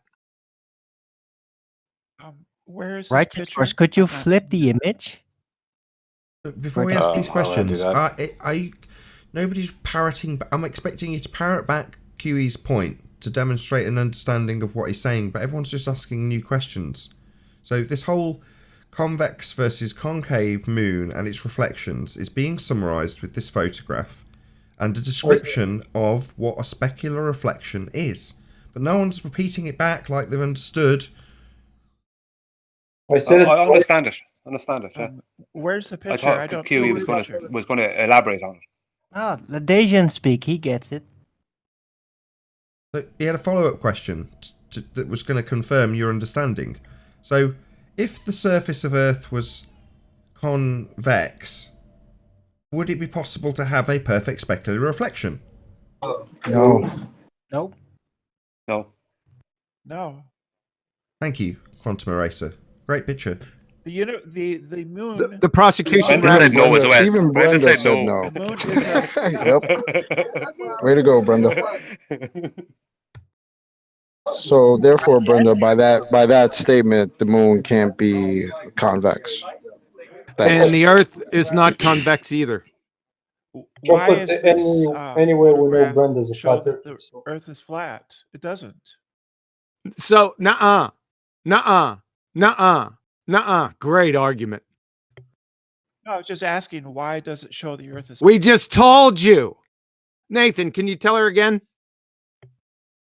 Because if it was curving, you wouldn't get a perfect reflection. That's not true. You ever been to the fun fair? Sufficiently small. This is a very small. This is a very small part of the surface of the Earth. Nuh-uh. You should go into the House of Mirrors. How small is it? How big do you think those mountains are? How far away do you think those mountains are? They're incredibly tiny compared to the Tiny mountains, Who eh? cares? That's irrelevant. Yeah, That's yeah. The irrelevant Earth point. is just too big to see the curve. It all looks perfectly flat. We know, Brenda. Here you go, Arlen. It's flipped. By the way, QE, is the moon Now a switch back and forth. Lambertian? Hold on a surface? second, Brenda. Oh, wow, I didn't even notice you did it. So what we're looking at now is the inverted version. Do you have an inverted version? Looks exactly Yeah, the he's same. flipped it. Can you switch back and forth? Oh, God, Darwin. You don't ask much, do you? It's steadily looming. Did he flip it? He's doing it. He's even doing that. He's flipping it back Yeah, and he's forth. flipping it. Oh, okay. One thing I'm noticing is look at the sky color. That seems Yeah, to it's be a little darker in the water. right, but that's it. That's it. That's the only difference. And we'll see the ripples. If This you clearly show does not somebody show this that the Earth is specific flat picture, because they wouldn't notice at first.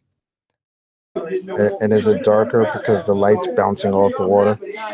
Could be. Could be. Right. Well, water certainly going to absorb some of that light. It's going to go right through it, right? Right.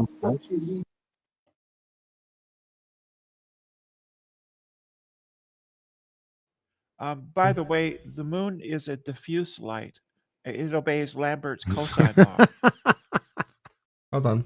Are No, you familiar hold with on. cosine, with the Lambertian surface, QE? Hold on. Don't It's laugh. a Lambert surface. Don't bring Jack into this discussion. He's a Don't great laugh. linebacker, no Hold doubt, on. but he has nothing to do with this. Let's not ridicule it straight away. That's a new one on me, Brenda. Can you explain that? A Lambertian surface is a perfectly diffuse surface.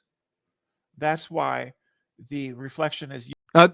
What? That's a problem. We don't have uniform reflection.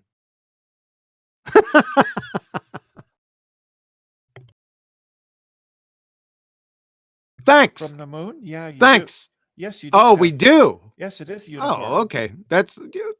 Can you show us? You can just look at it. It's uniform. There's no hot spots. There's no hot spots where? On That's not my point. That's what uniform. Oh means, no, that I'm there's talking about no- uniform that there's no- reflection onto the Earth. We're talking about the moon. Oh God.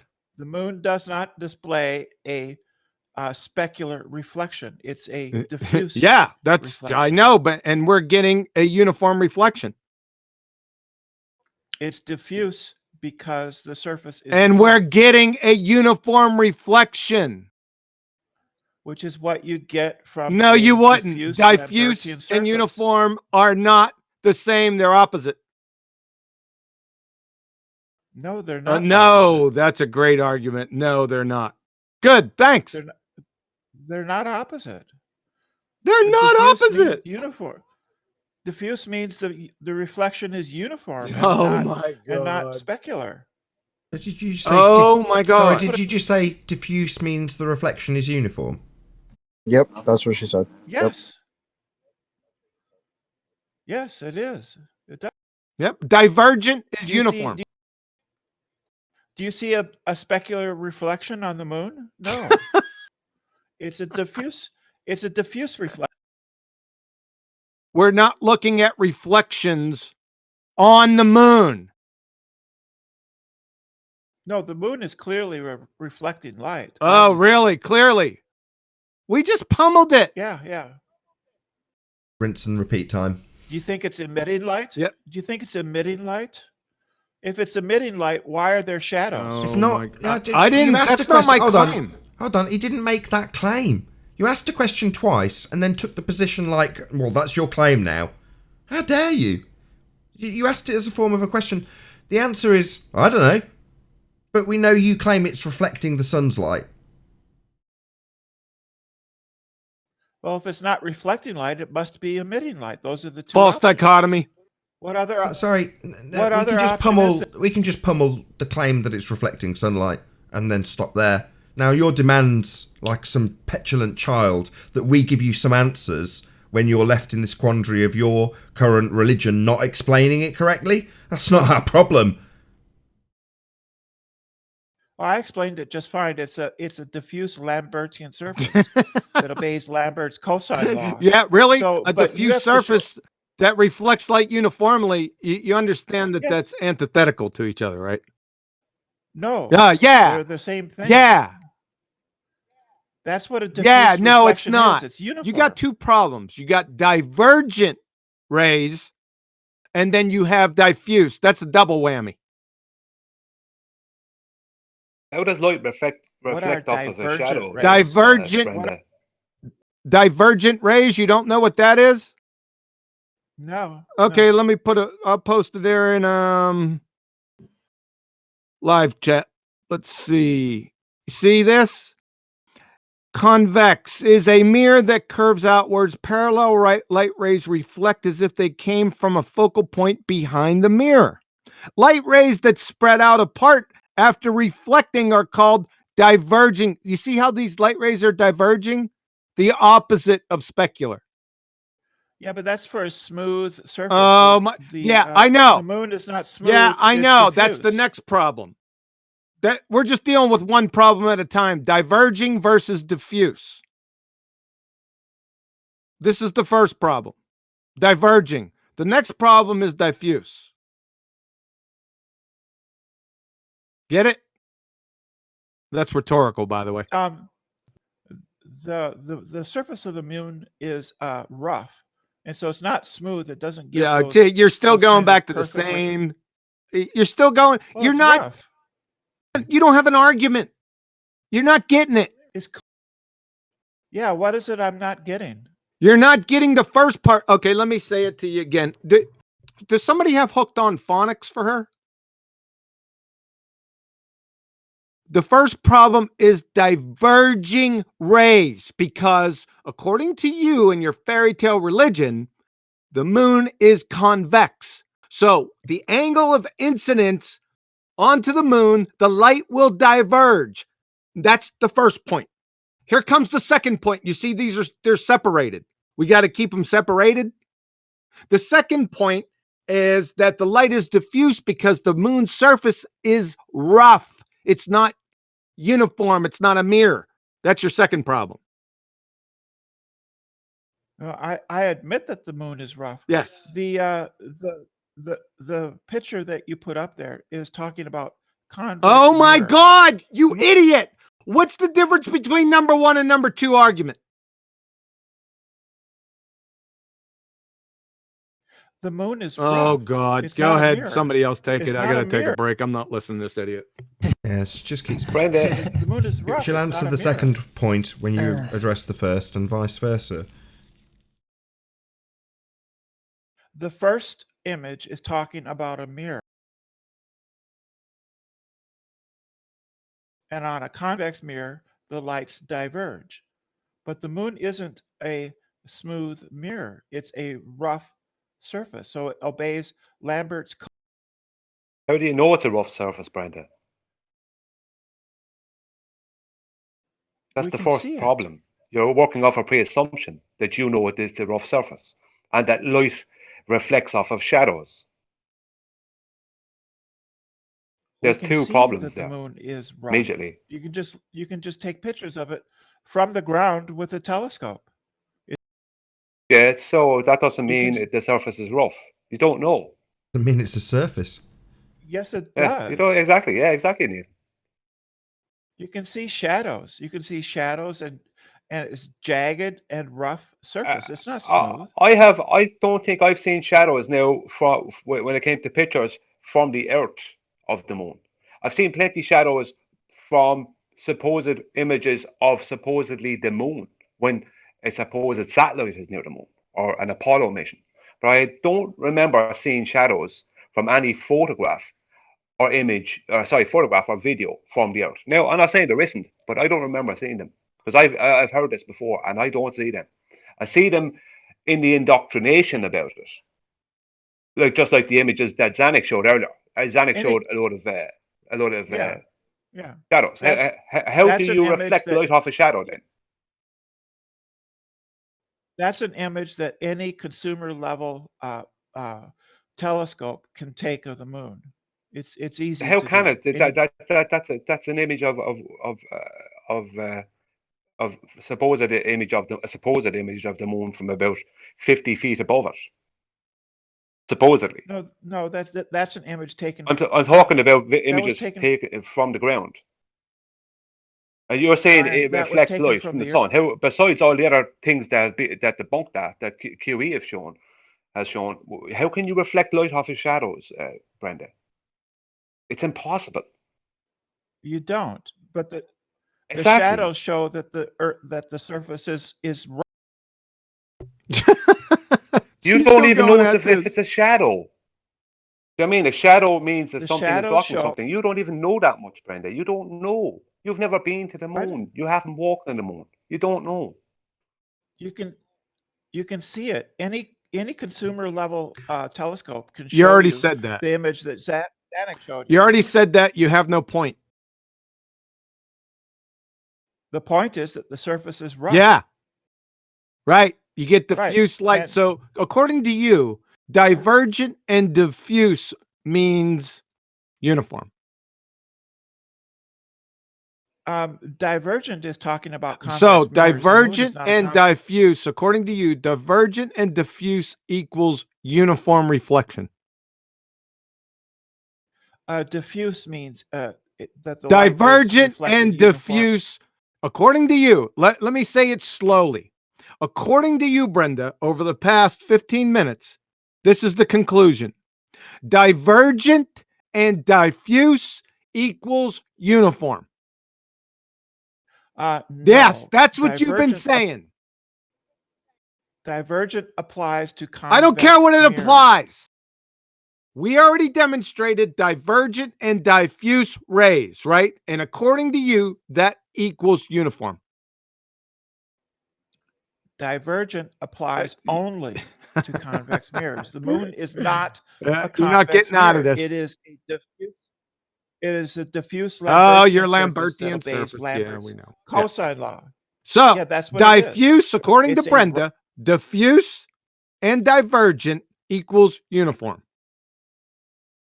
If I have a piece of No, wood, it's a which yes or is no really question. rough, Yes or no? According to you, Brenda, we've already demonstrated divergent rays with convex. We already showed diffuse with rough surfaces. And you said that gives a uniform reflection. yeah, diffuse. Yeah, Diffuse yeah or gives a no? uniform Yeah, reflection. yes. So, Diffuse. so, Yes. Yes. so diffuse yes. gives a You said uniform. yes. So, yes. So, like I said, okay, shut the hell up. According to Brenda, she just said yes. Of course, she said no just about a minute before. According to Brenda, diffuse and divergent equals uniform. She said yes this time. Just a couple minutes ago, she said no. So which one is it?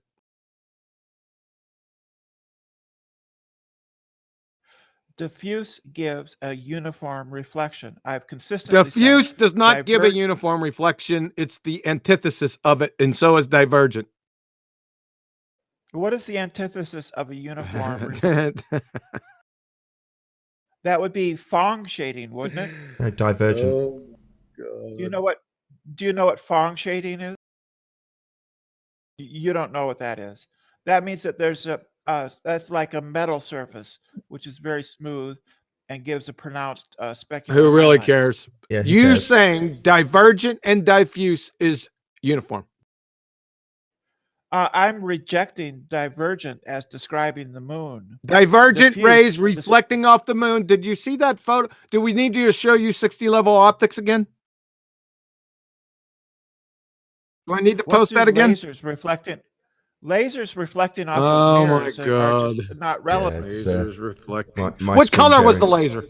My screen sharing's breaking, so I can't even bring it up anymore. So it might be my opportunity to round out. Did you want to make a conclusion? Because the conclusion is you can't have a specular reflection if it's claimed the sun is being reflected off the moon.